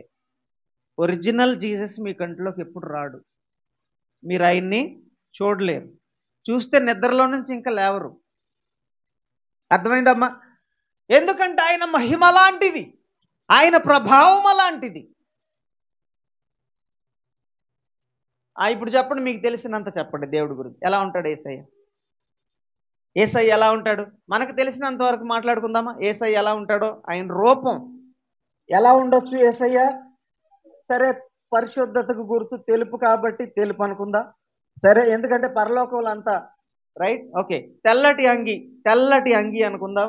ఓకే, ఆయన యూదుడు కాబట్టి జుట్టు పొడవాటి జుట్టు, రైట్. ఆయన నాజీరు అంటే జుట్టు కత్తిరించకూడనటువంటి సేవా విధానం. సో జుట్టు కత్తిరించి ఉండడు అనుకుందాం, పొడవాటి జుట్టు. యూదులందరూ సాధారణంగా యూదుల జుట్టు మీరు చూసే ఉంటారేమో, పొడవైన జుట్టు. ఓకే, యేసయ్యది పొడవైన జుట్టు. అలాగే తెల్లని వస్త్రం అనుకుందాం, దానిపైన ఏదో మళ్ళీ రెడ్ గ్రీన్ ఏదో వేస్తుంటారు బొమ్మలతో. ఓకే, అది కూడా పెడదాం. ఇంకా పొడవు. యూదులు చాలా అందంగా ఉంటారు కాబట్టి అందం అనుకుందాం. యేసయ్య అందంగా ఉంటాడా ఉండడా? సరిగ్గా చెప్పండి, ఉంటాడా? యేసయ్య ఎంత అందగాడో మీకు తెలియదు అసలు. ధవళవర్ణుడు, రత్నవర్ణుడు, 10,000 మందిలో గుర్తించదగిన వాడట. 10,000 మంది లైన్లో నుంచి అద్దుగో యేసయ్య ఆయన అని చెప్పొచ్చు. మనం సుందరమైనటువంటి వాడు మనకు. సో ఇలా మనకు తెలిసినంత వరకు కొన్ని ఊహించుకోవచ్చు అంతే ఆయన గురించి. మిగతాయి మనకు తెలియదు.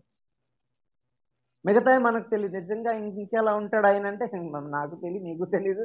బైబిల్లో ఎక్కడి వరకు రాయించాడో దేవుడు అక్కడ వరకే మనకు తెలియదు, మించి తెలీదు. ఆయన మాట్లాడితేనంట వింటున్నారు, ఆయన మాట్లాడితేనంట ఏంటి, జల ప్రవాహాలు ఏంటి, ఒక గుహలాగా, ఏదైనా ఒక గుహలాగుండి ఆ గుహలో జల ప్రవాహం ఎక్కువగా ప్రవహించేస్తూ ఉంటే ఆ శబ్దం, ఆ రీసౌండ్ ఎలా వినపడుద్దో అలా ఉంటుందంట ఆయన మాట్లాడితే. విస్తార జల ప్రవాహం అవి గొల్లుగా ఒకేసారి ప్రవహిస్తూ ఉంటే అది రీసౌండ్లో వింటే అది ఎలా ఉంటుందో అలా ఉంటుందంట ఆయన మాట్లాడితే. భయం వేస్తుంది, చెప్పనా? ఏమంటే భయం వేస్తుంది. దేవుని స్వరమైన భయపడతాను. ఆయన మహిమను ఎవడు చూడజాలడు. మోషే, నువ్వు నా మొహాన్ని చూడలేవు, చూడజాలవు. నీవే కాదు, ఎవరు చూసినా కూడా బ్రతకరు. ప్రకటన గ్రంథంలో ఒక మాట చదువుదామా? 21వ అధ్యాయం. ప్రకటన గ్రంథం 21వ అధ్యాయంలో ఒక మాట మనం చదువుకుందాం. ఇదే ఆఖరి వచనం. ఇది అయిన తర్వాత మనం ముగించుకుందాం. ప్రకటన గ్రంథము 21వ అధ్యాయము మీరు తీసినట్లయితే 23వ వచనం ఒకసారి చదవండి. ఆ పట్టణం అంటే పరలోక పట్టణం గురించి రాయబడింది బైబిల్ గ్రంథంలో. ఆ పట్టణంలో, పరలోక పట్టణంలో ప్రకాశించుటకై సూర్యుడైనను చంద్రుడైనను అక్కర్లేదంటండి. అర్థమైందా మీకు? పరలోక పట్టణానికి సూర్యుడు కావాలా వద్దా? అదేంటి, ఏ పట్టణానికైనా సూర్యుడు వద్దా? విజయవాడలో మీరు నివసిస్తున్నారు, మీకు సూర్యుడు వద్దా? కావాలా? ఎంతమంది కావాలి సూర్యుడు? ఒక్క సూర్యుడు చాలా. ఎంతమంది సూర్యుడులు కావాలి? పరలోక పట్టణానికంట సూర్యుడు అక్కర్లేదట. సూర్యుడు అక్కర్లేదు అంటే మన దృష్టిలో ఇమ్మీడియట్గా వచ్చే ఆలోచన ఏంటంటే, ఓహో పరలోకం చీకటిగా ఉంటుందేమో అని కదా. పట్టణంలో సూర్యుడు లేకపోతే ఎలా ఉంటుంది? చీకటి కదా. ఇప్పుడు బయటికి వెళ్తే ఎలా ఉంది మీకు? లైట్లు లేకపోతే సంగతి, లైట్లు లేకపోతే మొత్తం అంతా చీకటే. ఎందుకంటే సూర్యుడు లేడు కదా. సూర్యుడిని దేవుడు వెలుగు కొరకు మండే గోళంగా చేశాడు, వెలుగిచ్చే జ్యోతిగా దేవుడు అతన్ని చేశాడు సూర్యుడిని. సూర్యుడు లేకపోతే అంత చీకటి మయమైపోద్ది. అలాగని చెప్పి సూర్యుడిని పూజించక్కర్లే. అర్థమైందా? సూర్యునికి పూజలు చేయనక్కర్లేదు. దేవుడు మనకు వెలుగీయటానికే సూర్యుడిని సృష్టించాడు అంతే తప్ప మనం పూజించడానికి కాదు. మనకి సేవకుడు సూర్యుడు. హల్లెలూయా. రైట్. దేవుడు వెలుగునిచ్చుటకు సూర్యుని చేశాడు బట్ పరలోక రాజ్యంలో సూర్యునితో పని లేదట. సూర్యుడు లేనప్పుడు మరి వెలుతురు ఎలా వస్తుందనే ప్రశ్న వచ్చిందా మీకు? లేదా? సూర్యుడు లేకపోతే మరి వెలుతురు ఎలా వస్తుంది? తర్వాత చదువుతారా దయచేసి? రైట్. దేవుని మహిమయే పరలోక రాజ్యంలో లైటింగ్. అదే ఇంకా దేవుని రాజ్యంలో, పరలోక రాజ్యంలో ఉన్నటువంటి లైటింగ్ దేవుడే. హల్లెలూయా. ఇప్పుడు ఈ ఈ ఈ 4 గదులు, ఈ 4 గోడల మధ్యలో ఇక్కడ వరకు ఎన్ని లైట్లు ఉన్నాయి? ఒకసారి ఎన్ని లైట్లు ఉన్నాయి? ఎన్ని ఉన్నాయి? ఎల్లో షర్ట్ చెప్పాలి. ఎన్ని లైట్లు ఉన్నాయి ఇక్కడ? 10 ఉన్నాయా? 10? ఓకే, 10 అనుకుందా. ఒక్క రూమ్లో లైటింగ్ రావడానికి ఎన్ని లైట్లు ఉన్నాయి? 10 లైట్లు ఉన్నాయి. ఒక్క రూమ్లో లైటింగ్కి 10 లైట్ల. వెలుతురు కావాలంటే 10 లైట్లు. ఇన్ని లైట్లు ఉంటే కానీ చక్కగా అన్ని పిన్ టు పిన్ చాలా స్పష్టంగా క్లియర్గా కనిపిస్తున్నాయి. ఇది ఒక్క రూమ్కి ఇన్ని లైట్లు. పట్నం మొత్తానికి లైటింగ్ కావాలంటే, వెలుతురు కావాలంటే ఎన్ని లైట్లు కావాలి? సూర్యుడు లేడట అక్కడ. సూర్యుడు లేనప్పుడు దేవుని మహిమయే అక్కడ వెలుతురని ఇప్పుడు మనం చదివాం బైబిల్లో. దేవుని మహిమయే అక్కడ వెలుతురంటే ఇప్పుడు ఆయన మహిమ ఎంత ఉందనాలి? ఆయన మహిమ ఎంత ఉందనాలి? ఇప్పుడు ఊరంతటికి లైటింగ్ ఆయన ఫేసే. మొత్తం పట్టణం, పరలోక పట్టణం అంతటికి లైటింగు దేవుని యొక్క ఫేసే. అందరికి అర్థమైంది ఈ మాట? స్తోత్రం చెప్పలేదు. ఎందుకంటే ఆయన యొక్క మొహం మహిమతో నిండిపోయింది. ఆయన మొహం జ్యోతిగా ఉండిపోయింది. అది ప్రకాశమానంగా ఉండిపోయింది. మహిమతో, వెలుతురుతో నిండిపోయింది. ఇప్పుడు దేవుడిని మోషే ఏమడుగుతున్నాడంటే ఆ మొహాన్ని నేను చూడాలి. ఎలా మోషే? గుర్తుపెట్టుకోండి, ఎప్పుడైనా దేవుని యొక్క మహిమ పరలోకంలో ఉన్నప్పుడు మహిమ వేరు, భూలోకంలో ఉన్నప్పుడు మహిమ వేరు. లేదు, దేవుడు మరలి కొండ మీదకి వెళ్ళినప్పుడు ఆయన తను ప్రకాశించాను అని రాసుంది. ఆ శిష్యులందరూ, ప్రభా మనం ఇక్కడే ఉంటే బాగుంది, నీకు ఒక పర్ణశాల, పరలోకం నుంచి దిగి వచ్చినటువంటి వారికి పర్ణశాలలు కడతాం, ఇక్కడే ఉందాం, బాగుంది లైటింగ్ ఇదంతా అని మహిమను చూశారు కదా అనుకుంటారేమో. అది భూలోక మహిమ అంతే. మోషే అడిగేది ఏంటంటే, ప్రభా నీ పరలోక మహిమ అసలు టోటల్గా నువ్వు ఎలా ఉంటావో నేను చూడాలని. ఎందుకు కంగారయ్యాను? పరలోకానికి వస్తావు కదా, పరలోకానికి వస్తావుగా. అవును, దేవుని యొక్క మహిమను చూడాలని మోషే అడిగినటువంటి కోరికను దేవుడు ఏం చేశాడంటే డైవర్ట్ చేసి వద్దులే వద్దులే వద్దులే అంటానికి ట్రై చేశాడు. కానీ మోషే పట్టిన పట్టు వదలకుండా ప్రభు ప్లీజ్ నాయన ప్లీజ్ నాయన అన్నట్టుగా దేవుడు ఇంకా సరే విషయం చెప్పేద్దామని మోషేకి చెప్పాడు. మోషే సరే నువ్వు చూడలేవయ్యా, నువ్వు చూడలేవు, బ్రతకలు చచ్చిపోతావు, మరేం చేయాలి ఇప్పుడు?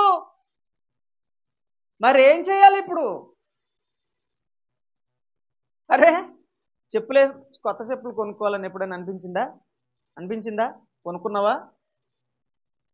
ఏంటండి, కొత్త చెప్పులు కొనుక్కోవాలనిపించిందంట, కొనుక్కున్నాడంట. నీ పేరేంటి? సునీల్ అండి. సునీల్ కొత్త చెప్పులు కొనుక్కోవాలనిపించింది అంట, కొనుక్కున్నాడు. కొనుక్కోపోతే ఎలా ఉంటుంది నీకు? బాధ ఉంటుందా? చిరాగ్గా ఉంటుందా? కోపంగా ఉంటుందా? ఇప్పుడు మోషేకి రాదా బాధ? మోషేకి ఇప్పుడు బాధ రాదా? ప్రభు నాకేదో నేను 10 విషయాలు నిన్ను అడగలేదు కదా, అన్ని ఇశ్రాయేల్ ప్రజలకి అడిగా, నా కోసం ఏమి అడగలేదు కదా, ఇప్పుడు నా కోసం నేను అడుగు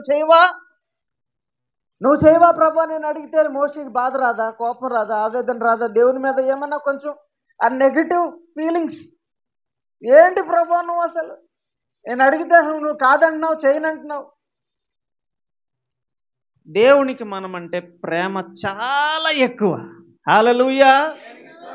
మీరంటే దేవునికి ప్రేమ చాలా ఎక్కువ. మీ మీద దేవుని యొక్క మంచితనం చాలా ఎక్కువ.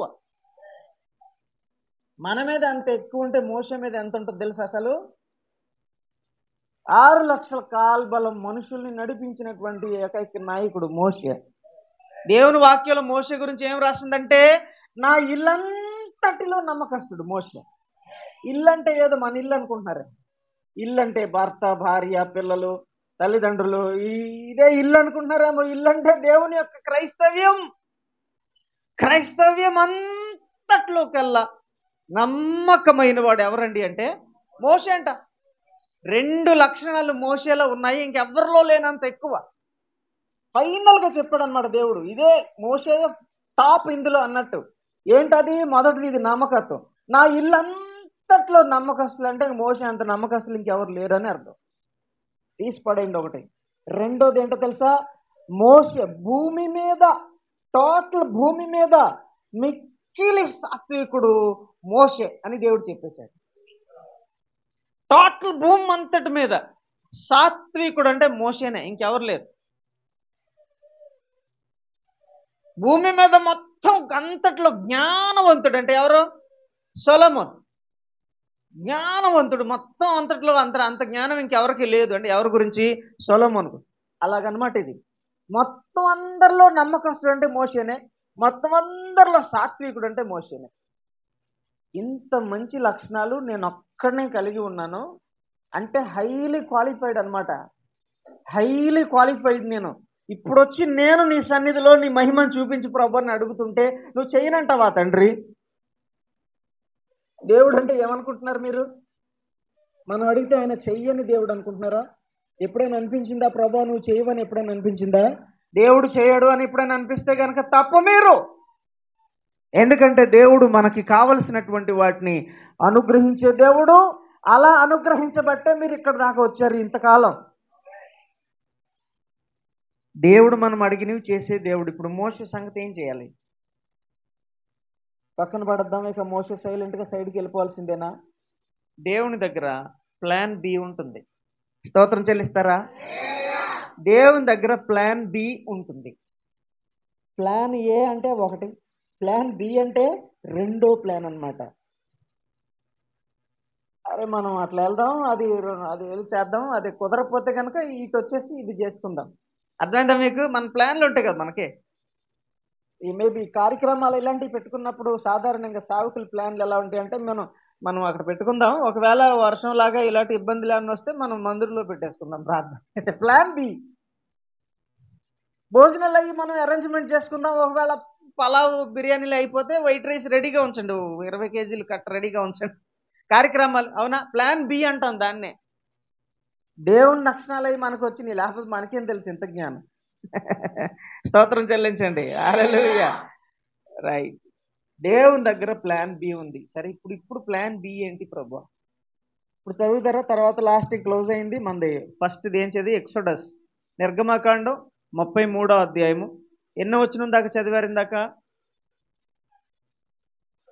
20 చదివారు. తర్వాత చదవండి దయచేసి. నా సమీప, అందరు వినాలి ఈ విషయాన్ని జాగ్రత్తగా. నా చదవండి చూసి. నా సమీపమున స్థలం ఒకటి ఉంది, ఆ బండ మీద నిలబడు, నా మహిమ నిన్ను దాటి వెళ్చుండగా బండ సందుల్లో నిన్ను దాటి నేను వెళ్ళినప్పుడు నా చేతితో నేను నిన్ను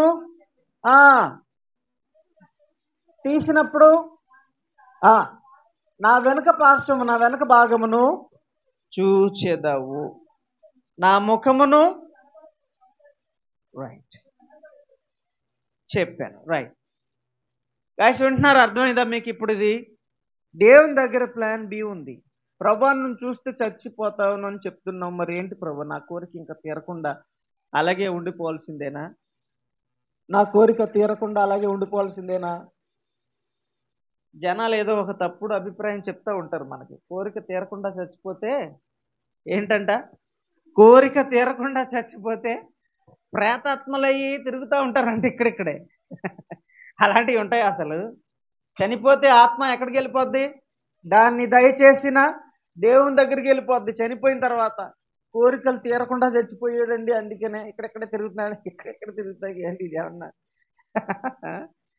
రైట్. మోషే పరిస్థితి ఏంటి ఇప్పుడు? కోరిక తీరకుండా నా పరిస్థితి ఇంకా ముగించాల్సిందేనా? నేను అడిగింది ఇక జరగదా ప్రభువా? మోషేకి ఆ బాధ లేకుండా దేవుడు రెండో ప్లాన్ చెప్తున్నాడు. మోషే సర్లే ఏడవకు, సర్లే బాధపడకు, నేను ఒక ఆలోచన చెప్తాను. కొండ బండ వెనక నువ్వు దాకో. ఆ 2 బండలు మధ్యలో చిన్న ఖాళీ ఉంది. మనిషి ఒక కన్ను చూడగలిగేంత ఖాళీ ఉంది. 2 పర్వతాలు. నువ్వు అక్కడ వెనక దాకో. ఎందుకంటే నా మహిమను చూస్తే నువ్వు ఏమైపోతావు అన్నాడు ఆయన, చనిపోతావు అని చెప్పాడు. దాని వెనక దాకో. ఆ 2 పర్వతాలు నిన్నేం చేస్తాయి అంటే కొంచెం కాపాడతాయి. ఆ వేడిమి నీకు తగలకుండా కొంచెం ప్రొటెక్షన్ ఉంటుంది నీకు. సో వెనక దాకో. చిన్న రంధ్రం ఉంది. ఆ రంధ్రంలో నుంచి నువ్వు నన్ను అవతల వైపు చూడు. ఆ రంధ్రం నుంచి అవతల వైపు నన్ను చూడు. నువ్వు చూసే టైంకి నేనేం చేస్తానంటే నేను దాటి వెళ్ళిపోతాను. నేను నిన్ను దాటి ఇలా వెళ్ళిపోతాను. నువ్వు ఆ చిన్న రంధ్రంలో నుంచి నువ్వు నన్ను చూడు. చిన్న రంధ్రంలో నుంచి నువ్వు నన్ను ఇలా చూడాలి. నేను దాటి వెళ్ళిపోతాను, చూడు. కానీ ఎటువైపు కనిపిస్తాను నేను నీకు? రైట్. నా వెనుక పార్శ్వమును మాత్రం నువ్వు చూడు. ఎందుకంటే మొహం చూస్తే మాత్రం చచ్చిపోతావు, మొహం చూస్తే మాత్రం బ్రతకవు. సో మొహం భూమి మీద నేను చూపించను. ఆ మహిమతో భూమి మీద నా మొహం చూపించను. నువ్వు చూడలేవు, చచ్చిపోతావు. సో నా వెనక బాగా నువ్వు చూడు. అది కూడా నా చెయ్యి నీ మీద ఉంచుతాను కాబట్టి. స్తోత్రం చెల్లిద్దామా? నా చెయ్యి నీ మీద ఉంచి నేను దాటి వెళ్ళిపోతాను. ఇట్లా చెయ్యి ఎక్కడుంది? మోషే నెత్తి మీద ఉంది. దేవుడు ఎక్కడ ఉన్నాడు? వెళ్ళిపోతున్నాడు. ఎంత దూరం వెళ్ళిపోతాడు ఆయన? చెయ్యి అక్కడే ఉంది. దేవుని చెయ్యి అక్కడే ఉంది. దేవుడు వెళ్ళిపోతున్నాడు. ఎంత దూరం ఆయన వెళ్ళిపోతాడంటే మోషే ఇక చావడు అనే అంత దూరం దేవుడు వెళ్ళిపోయేదాకా మోషే మీద దేవుని యొక్క చెయ్యి అలా ఉంచుతాడనమాట దేవుడు. ఎంత పొడుగు మరి ఆయన చెయ్యి? ఎంత పొడుగుంటుంది దేవుని చెయ్యి? ఇవి పెట్టేసాను, నేను వెళ్ళిపోతున్నాను, కిందకి వెళ్ళిపోతున్నా, నా చెయ్యి అక్కడే ఉంటే ఎంత పొడుగున్నట్టు నా చెయ్యి? అప్పుడు నా చెయ్యి ఎంత పొడుగున్నట్టు? ఇలా వచ్చి నేను కిందకి వెళ్ళిపోతున్నా కూడా నా చెయ్యి అక్కడే ఉంటే ఎంత పొడుగు నా చెయ్యి? దేవుని చెయ్యి ఎంత పొడుగు తెలుసా మీకు? దేవుని చెయ్యి ఎంత పొడుగు? కాళ్ళు ఎంత పొడుగో మనకు తెలుసు. ఎంత పొడుగు? ఆకాశమున సింహాసనము, భూమి నా పాదపీఠము. ఊహించండి ఒకసారి, ఊహించుకోండి ఒకసారి. చైరు నా సింహాసనం, నేల నా పాదపీఠం. చైరు మీద నేను కూర్చుంటే నా కాళ్ళు ఎక్కడుంటాయి? నేల మీద ఆనుతాయి. ఆకాశం మీద నేను కూర్చుంటే నా పాదాలు నేల మీద ఆనితే ఎంత పొడుగుంటాయి నా కాళ్ళు? ఇప్పుడు అర్థం చేసుకోండి. నా కాళ్ళు ఎంత పొడుగున్నట్టు అర్థం చేసుకోండి. అక్కడ కూర్చుంటే ఆయన పాదపీఠం ఏంటి? భూమి. అక్కడ కూర్చుంటే కాళ్ళు ఇక్కడ ఆన్ని అంట. అక్కడ కూర్చుంటే ఆయన కాళ్ళు ఇక్కడ ఆన్ని అంటే కూర్చున్న ఆయన ఇంకటి నుంచి ఇంకెంత పొడుగున్నాడు ఆయన? అప్పుడు ఆయన చెయ్యి ఇక్కడ పెట్టి వెళ్ళిపోతున్నాడంటే పర్లేదు, చెయ్యి చాలా పొడవు ఉందన్నమాట. అందుకే రక్షించనేరకయుండునట్లు ఆయన హస్తము కొరచ కాలేదు. స్తోత్రం చెల్లి, హల్లెలూయా. ఎందుకంటే రక్షింపనేరకయున్నట్లు ఆయన హస్తం కొరచక చాలా పొడుగు. నువ్వెక్కడున్నా కూడా దేవుని యొక్క హస్తం నీ తల మీదకు వస్తుందన్నమాట. దేవుని సేవకుడు ఏం చెప్తాడే? ప్రభు నేను ఆకాశంకి ఎక్కిన అక్కడ ఉన్నావు, భూదిగంతంలోకి వెళ్ళి భూమి దగ్గరకు వస్తే నీవు అక్కడ ఉన్నావు, సముద్ర దిగంతములకు నేను వెళ్ళిపోయినా కూడా అక్కడ కూడా నీ చెయ్యి నన్ను పట్టుకొని ఉన్నదని చెప్తున్నాడు కీర్తనక. సముద్ర దిగంతాల్లో ఆయన చెయ్యి ఉంటుందా? అది దేవుని యొక్క ప్రభావం. ఆయన చెయ్యి అంత పొడవు, నీకు సహాయం చేయలేనంత కొరస కాదు అది. ఎక్కడున్నా కూడా దేవుని యొక్క హస్తం నీ వద్దకు వచ్చి నీకు సహాయం చేయగలిగినంత పొడవైన హస్తం అయింది. హల్లెలూయా. నీవు కాలేజీలో ఉన్నా కూడా దేవుని యొక్క హస్తం నీ మీదకి వస్తుంది. నువ్వు ఇంట్లో ఉన్నా కూడా దేవుని యొక్క హస్తం నీ మీదకి వస్తుంది. దేవుని మందిరంలో ఉన్నా కూడా దేవుని హస్తం నీ వద్దకు వస్తుంది. నువ్వు ప్రయాణాల్లో ఉన్నా కూడా దేవుని యొక్క హస్తంలోనే నీవు ఉంటావు. ప్లాన్ బి అన్నమాట అది దేవునిది. నువ్వు చావద్దు, నీ ఆశ కూడా చావద్దు. రైట్? దేవునికి స్తోత్రం. మోషే నీవు చావద్దు, నువ్వు చావడం నాకు ఇష్టం లేదు, కాబట్టి నా ఫేస్ చూడొద్దు. నీ బాధ ఏంటి? మహిమ చూస్తావు అంతేగా. ఫేస్ చూస్తే ఒకటి, వెనక వీపు చూస్తే ఒకటా ఏంటి? ఫేసు నాదే, వీపు నాదే కదా. ఫేసు మహిమే, వీపు కూడా మహిమే. కాబట్టి ఇది చూసే అంత ఆధిక్యత భూమి మీద ఉండంగా నేను ఎవరికి ఇవ్వట్లేదు. అది పరలోకంలో చేరిన వారికి మాత్రమే సొంతం. అన్ని ఇక్కడ దేవుడి సన్నిధిలో ఇక్కడ భూమి మీద జరిగిపోతే పరలోకం వెళ్ళినాక స్పెషల్ ఏముంటుందండి? ఇంకా స్పెషల్ ఏముంటుందండి? ఇంకా కనీసం ఆయన ఫేస్ ఒక్కటి చూడాలన్న ఆశతోనైనా పరలోకానికి వెళ్ళాలనిపిస్తుంది కదా. ఆ ఫేస్ ఒక్కటి చూస్తే చాలన్న ఆలోచనతో దేవుని రాజ్యానికి వెళ్ళాలనిపిస్తుంది. దాని గురించి అయినా భక్తిగా ఉండాలనిపిస్తుంది. రైట్. మోషే యొక్క కోరిక దేవుడు నెరవేర్చకూడదు, దేవుడు నెరవేర్చకూడని కోరికను మోషే కోరాడు. కానీ దేవుడు ఏం చేశాడంటే చివరికి నెరవేర్చకూడదు కానీ నెరవేర్చకూడదు కానీ మోషే నీవంటే నాకు చాలా ప్రేమ. మోషే నీవు నా ఇల్లు అంతట్లో నమ్మకస్తుడవు. మోషే నీవు నాకున్న భూమి మీద ఉన్న వారందరిలో సాత్వికుడవు, చాలా మంచి నాయకుడవు. నేను చెప్పింది చెప్పినట్టుగా ఇశ్రాయేల్ ప్రజల జీవితాల్లో నిర్వర్తించిన వాడు మోషే. నా ఆజ్ఞలకు లోబడిన వాడవు. నేను చెప్పిందల్లా నువ్వు చేసావు కాబట్టి నీ మీద నాకు చాలా ప్రేమ ఉంది మోషే. నీవు నన్ను చాలా ప్రేమించే వ్యక్తివి కాబట్టి, నేను చెప్పిందల్లా చేయడానికి ఇష్టపడే వ్యక్తివి కాబట్టి నువ్వు అడిగింది నేను చేస్తాను. హల్లెలూయా. ఎందుకంటే నేను చేయకూడదు అది. యాక్చువల్గా నువ్వు నన్ను అడిగినటువంటి కోరిక నేను నెరవేర్చకూడనిది, కానీ నీ కోసం నేను నెరవేరుస్తాను. బోర్డర్ దాటి బయటకు వస్తున్నాడు అనమాట దేవుడు నీ కోసం. హల్లెలూయా. మన కోసం బోర్డర్ దాటి బయటకు వచ్చి మొత్తం చేయకపోయినా కనీసం కొంచెమైనా నేను చేస్తాను. ఎందుకంటే మీ మీద నాకు చాలా ప్రేమ. మీరు నా పిల్లలు. నేనే మిమ్మల్ని కన్నాను, నేనే మిమ్మల్ని అనుదినము పెంచుతున్నాను, మిమ్మల్ని మీ పిల్లలను. ఎంతవరకు ప్రభు అంటే ముదిమి వచ్చే వరకు మిమ్మల్ని ఎత్తుకుని వాడను నేనే చూసుకుంటున్నాను. కాబట్టి మీ మీద నాకు చాలా ప్రేమ ఉంది. మీరు పాపం చేసి దుష్కార్యాలు చేసినప్పుడల్లా నేను క్షమించడానికి ఆ ప్రేమే కారణం. చాలా విషయాల్లో మీరు అవిధేయులైనప్పుడు కూడా నేను మిమ్మల్ని క్షమించి చేరదీయడానికి మీ మీద నాకున్న ప్రేమే కారణం. అందుకే మోషే నేను చెయ్యకూడదన్న విషయాన్ని కూడా నీ కోసం చేస్తున్నా. దేవుని బిడ్డలారా, చెయ్యకూడని విషయాన్ని కూడా దేవుడు చేస్తే చేయగలిగే విషయం అయితే ఇంకెంత చేస్తాడు. అది చేయకూడదు కానీ చేశాడు, చెయ్యకూడదే చేశాడంటే ఇది చేయొచ్చు అంటే ఇంకెంత బాగా చేస్తాడు దేవుడు. అర్థమైందమ్మా మీ అందరికీ? స్తోత్రం. 2 చేతుల పైకి. హల్లెలూయా. దేవా, చేయలేనటువంటి చేయకూడనటువంటి కార్యాన్ని కూడా నీవు చేసావంటే మా జీవితాల్లో మేలు చేయడం నీకు ఎంత ఇష్టం ప్రభువా. ఎంత చక్కగా మా అందరి జీవితాల్లో ఉపకారాలు చేసేవాడు తండ్రి నీవు. మాకు సహాయం చేయడానికి ఎంత సిద్ధంగా ఉన్నటువంటి దేవుడవు ప్రభువా నీవు.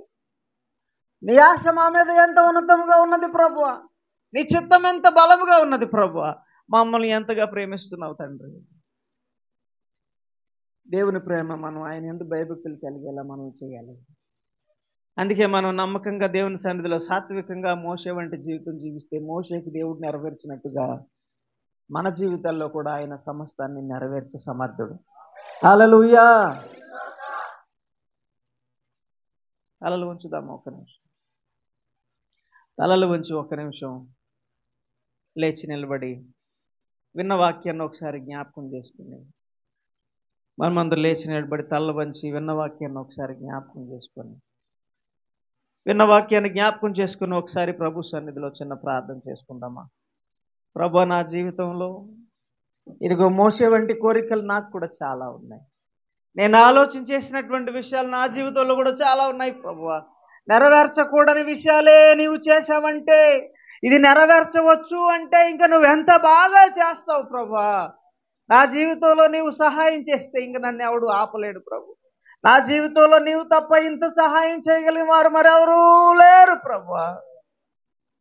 దేవుని సన్నిధిలో ప్రార్థన చేస్తూ ఆయన సన్నిధిలో ప్రార్థన చేస్తూ 2 నిమిషాలు ప్రభు సన్నిధిలో మొరపెడదామా.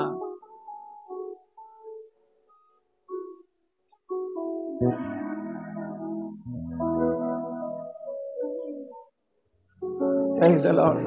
అందరూ దేవుని సన్నిధిలో చిన్న ప్రార్థన చేద్దాం. ప్రభా, నాకు కూడా చిన్న కోరికలు ఉన్నాయి, మోషే వంటి ఆలోచనలు నాకు కూడా ఉన్నాయి. నా జీవితంలో కూడా కొన్ని మంచి కార్యాలు నీవు చేయాలని నేను ఆశిస్తున్నాను. ప్రభా, మహోన్నతుడా, కృప గలవాడా, దయచేసి దయచేసి దయచేసి దయచేసి నీ మహిమను నాకు కనపరచుము తండ్రి. నీ ఆలోచన నా జీవితంలో నెరవేర్చు ప్రభువా. నా కుటుంబం విషయంలో అనేకమైన అవసరతలతో నేను ఉన్నాను. దయచేసి వాటిని నెరవేర్చు ప్రభువా. దయచేసి వాటిని నెరవేర్చుము. నీ మహిమ నాకు చూపుము తండ్రి. హల్లెలూయా. మోషేకి నెరవేర్చిన దేవా, నాకు కూడా నెరవేర్చుము తండ్రి.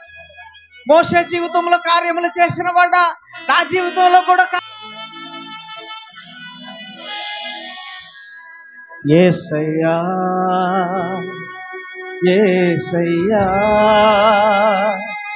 యేసయ్యా యేసయ్యా యేసయ్యా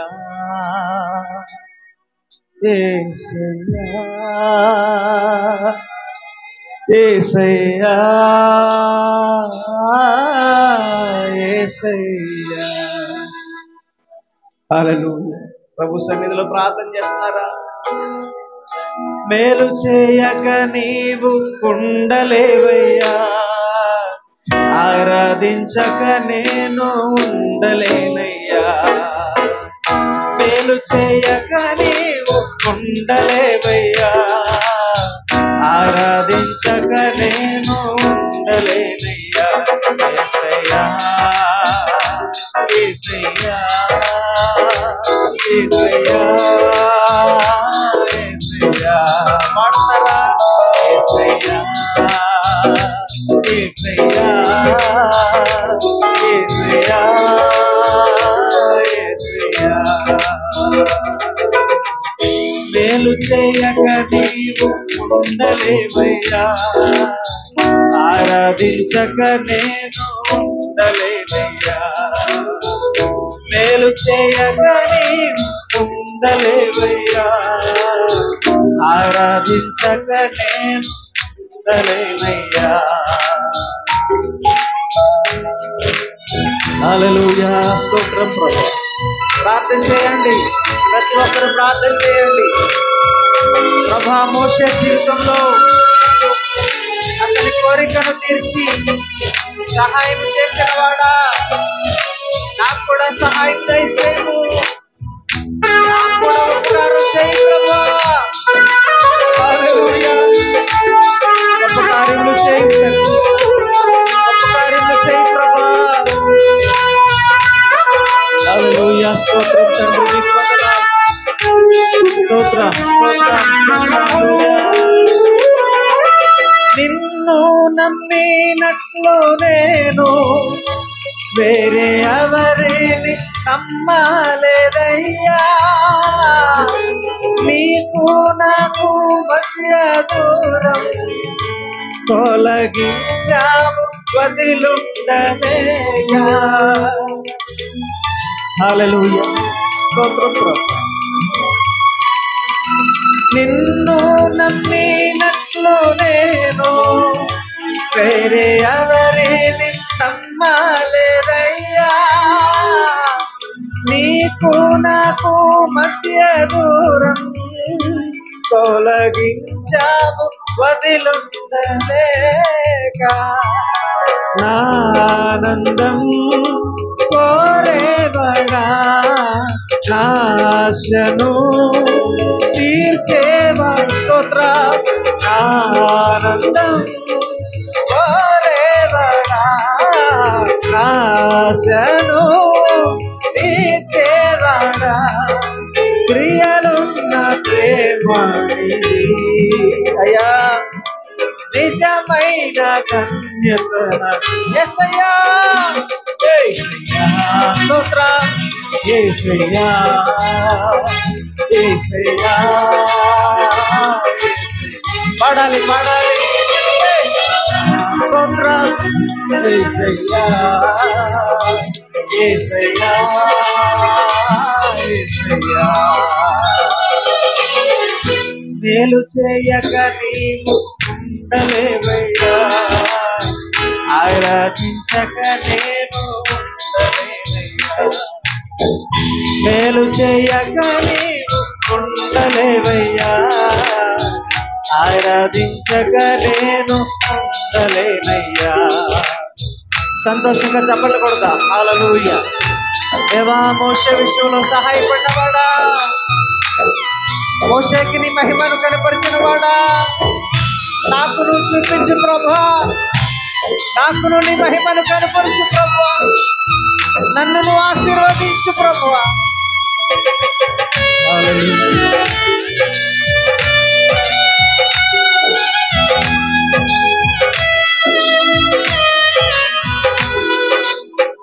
హల్లెలూయా. స్తోత్రం.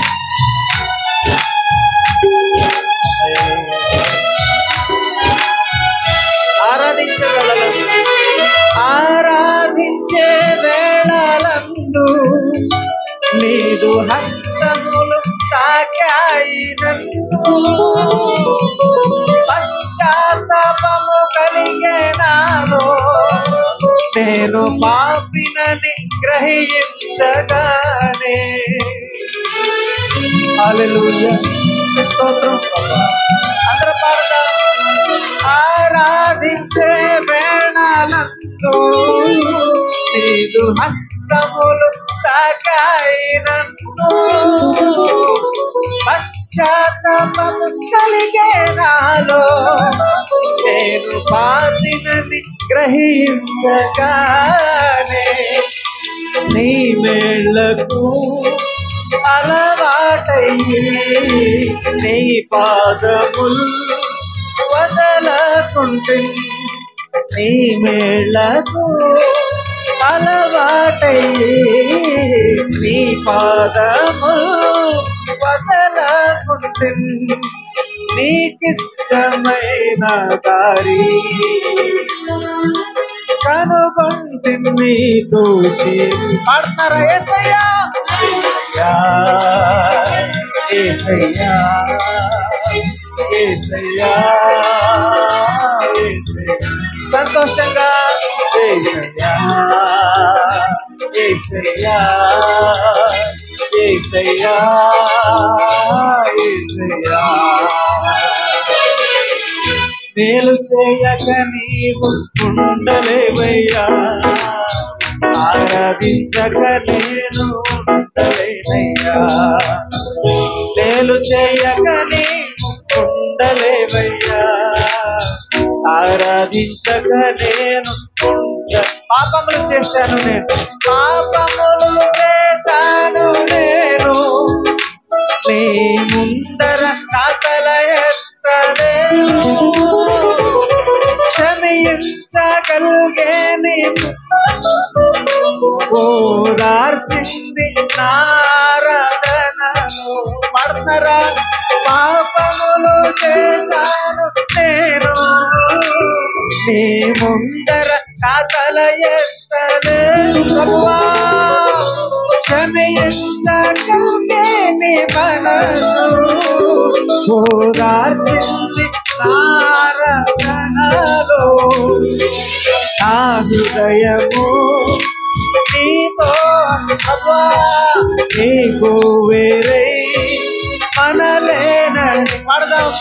నా హృదయము నీతో అందే, నీకు వేరై మనలేనని అతిశయించద నిత్యము. అందరూ పాడదాం. నిన్నే కలిగొన్నందుకు సంతోషంగా యేసయ్యా. స్తోత్రం. యేసయ్యా, యేసయ్యా. పాడదాం అందరూ. యేసయ్యా, యేసయ్యా. పాడాలి, పాడాలి, పాడాలి ప్రియులారా.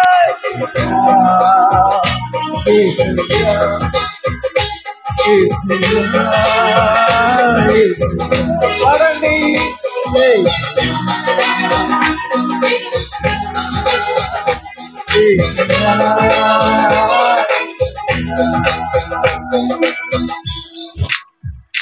యేసయ్యా, యేసయ్యా, పాడండి. యేసయ్యా యేసయ్యా యేసయ్యా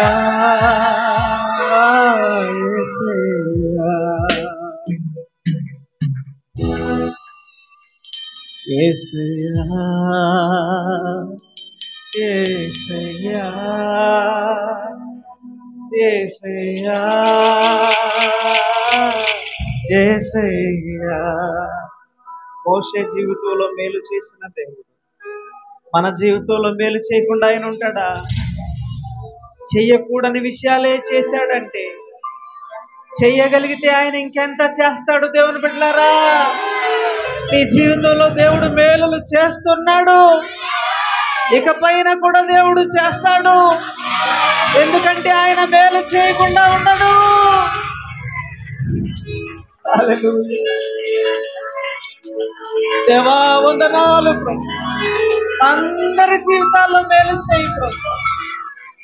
సంఘము మేలు చేయి ప్రభు. 13 సంవత్సరాలుగా కాపాడుతూ కాపాడుతూ కాపాడుతూ వచ్చిన దేవా, అనేక సంవత్సరాలు ఈ సంఘంలో అనేకమైన గొప్ప కార్యాలు జరగాలి. గొప్ప గొప్ప కార్యాలు ఇక్కడికి వచ్చినటువంటి ప్రతి విశ్వాస జీవితంలో జరగాలి ప్రభు.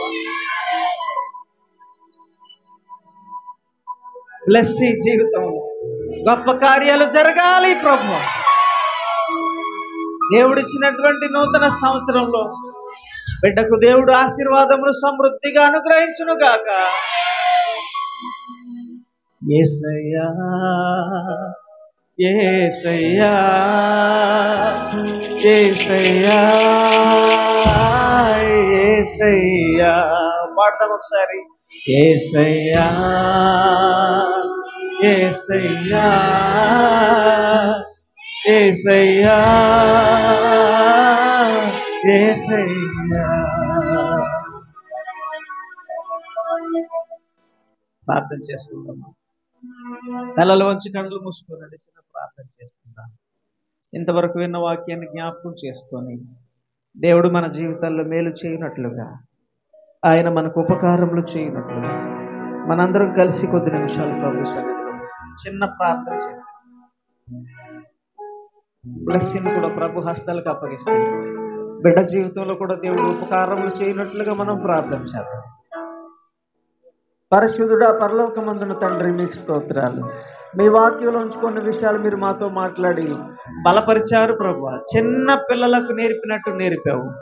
చంటి బిడ్డకు తల్లి ఎలా నేర్పుతుందో అలా నేర్పావు ప్రభు. మాకందరికీ అర్థమయ్యేలా తెలియచేసావు. మా హృదయాల్లో అవి ఫలింప చేయమని ప్రార్థిస్తున్నాం. మోషేకి నీ మహిమను కనపరిచిన వాడా, మా జీవితములలో కూడా మీ మహిమను కనపరచుము తండ్రి. మేము కూడా నీ యొక్క గొప్ప కార్యములు పొందుకొని నీలో సంతోషంగా జీవించినట్లుగా సహాయం దయచేయి ప్రభువా. ఆశ కలిగిన ప్రాణము తృప్తిపరచబడును గాక. ఆశ కలిగిన ప్రాణము తృప్తిపరచబడును గాక. దీవెనల కొరకు ఎదురు చూసి వారు దీవెనలు పొందుదురు గాక. ఈ రాత్రికాల సమయంలో మీ మాటలు మా జీవితంలో ఫలింపచేయండి. మేము ఈ స్థలం నుంచి మోసుకొని పోయేది ఏదైనా ఉందంటే అది నీ వాక్యమే ప్రభువా. అది మా జీవితాలకి క్షేమాన్ని ఇస్తుంది కనుక దానితోనే మా జీవితాన్ని ముడివేసి ఉంచండి. సేవను అభివృద్ధి పరచండి, ఆశీర్వదించండి ప్రభా. నీ బిడ్డలు తమ ఫ్యామిలీస్తో అందరితో కలిసి నిన్ను ఆరాధించినట్లుగా అందరినీ తమ కుటుంబాలతో నీ సన్నిధికి నడిపించుము తండ్రి. గొప్ప అభిషేకము, నూతనమైనటువంటి ఆశీర్వాదము ఈ సంఘములో మీరు ఏర్పాటు చేయండి. మీ దాసుడిని జ్ఞాపకం చేసుకో ప్రభా. ఆశీర్వాదకరమైనటువంటి జీవితమును మీ దాసులకు మీరు అనుగ్రహించారు. ఇదిగో ఈ ప్రజల మధ్యలో మీ సేవను చేయడానికి తీర్మానించుకొని వచ్చి ఉన్నారు ప్రభువా. వారి యొక్క ఆశ భంగము కాకుండా మీరు సహాయం దయచేయండి. అడ్డుగా నిలబడుచున్న ప్రతి ఆటంకపరిచే దురాత్మను మీరు దూరపరిచి త్రొక్కివేసి మంచి సంపూర్ణమైన విజయమును వారి జీవితంలో దయచేయండి. దైవజనురాలు జ్ఞాపకం చేసుకోండి. వారి ఫ్యామిలీ అందరినీ బలపరిచి సహాయం దయచేయండి ప్రభువా. తండ్రి, రాత్రికాల సమయంలో బ్లెస్సి కొరకు ప్రార్థిస్తున్నాం. బిడ్డను ఆశీర్వదించండి, దీవెనకరమైన బిడ్డగా చేయండి. వయసులోను, జ్ఞానంలోను, మనుషుల దయలో, దేవుని దయలో వర్ధిల్లుతూ క్షేమకరంగా జీవించడానికి సహాయం దయచేయండి. మీ కాపుదల ఉంటే మేము ఏదైనా సాధించగలం ప్రభా. బిడ్డకు మీ కాపుదల ఎల్లప్పుడూ దయచేయండి. ఇంట్లో ఉన్నను, స్కూల్లో ఉన్నను, రోడ్డు మీద ఉన్నను, రహదారుల ప్రయాణాల్లో ఉన్నను, నిద్రలో ఉన్నను, ఆహారం భుజిస్తూ ఉన్నను, ఏ పనిలో ఉన్నను కూడా నీ కాపుదల బిడ్డకు సమృద్ధిగా దయచేయి ప్రభా. మీ దూతల కాపుదలను బిడ్డకు సమృద్ధిగా దయచేయము. చుట్టూను నీ కంచె వేయి ప్రభా. ప్రార్థన కంచెను వేయము, అగ్ని కంచెను వేయము, వాక్యపు కంచెను వేయము, తల్లిదండ్రుల ప్రేమ కంచెను వేయము. బిడ్డ ఆశలన్నీ మీరు నెరవేర్చు ప్రభా. మంచి చదువు, మంచి జ్ఞానం, తెలివితేటలు బిడ్డకు మీరు అనుగ్రహించండి. ఒక దైవజన్య కుమార్తెగా ఎదుగుతుంది కనుక మీ సన్నిధిలో ఒలీవ మొక్క వలె ఎదుగుటకు సహాయం దయచేయండి. ఈ నూతన సంవత్సరాన్ని మీరు పొడిగించి ఆయుష్కాలాన్ని పొడిగించినందుకు స్తోత్రాలు ప్రభా. ఆయుష్కాలం నువ్వే ఇవ్వాలి ప్రభా. మా జీవితాల్లో ఏది లేదు, మా చేతుల్లో మేము ఆయుష్కాలాన్ని సంపాదించుకోలేము. అందుకే బిడ్డను మీరు ఆశీర్వదించి సంతోషకరమైన దీవెనకరమైన జీవితం దయచేయండి. గత సంవత్సరాలు, ముందు సంవత్సరాల్లో బిడ్డ జీవితంలో పొందుకోలేని విషయాలు ఏమైనా ఉంటాయి, ఈ సంవత్సరంలో పొందుకుని నేను మహింపరిచేలా చేయండి. ఆ ప్రార్థనలు ఆలకించినందుకు మీకు స్తోత్రాలు. మా అందరిని దీవెనతో పంపించమని, వాక్యమును గాని, ఆశీర్వాదమును గాని, ప్రార్థనను గాని అపవాది ఎత్తుకుని పోకుండా సహాయం చేయండి. యేసయ్య నామములో స్తుతించి ప్రార్థిస్తున్నాము తండ్రి. అందరికీ వందనాలు. God bless you.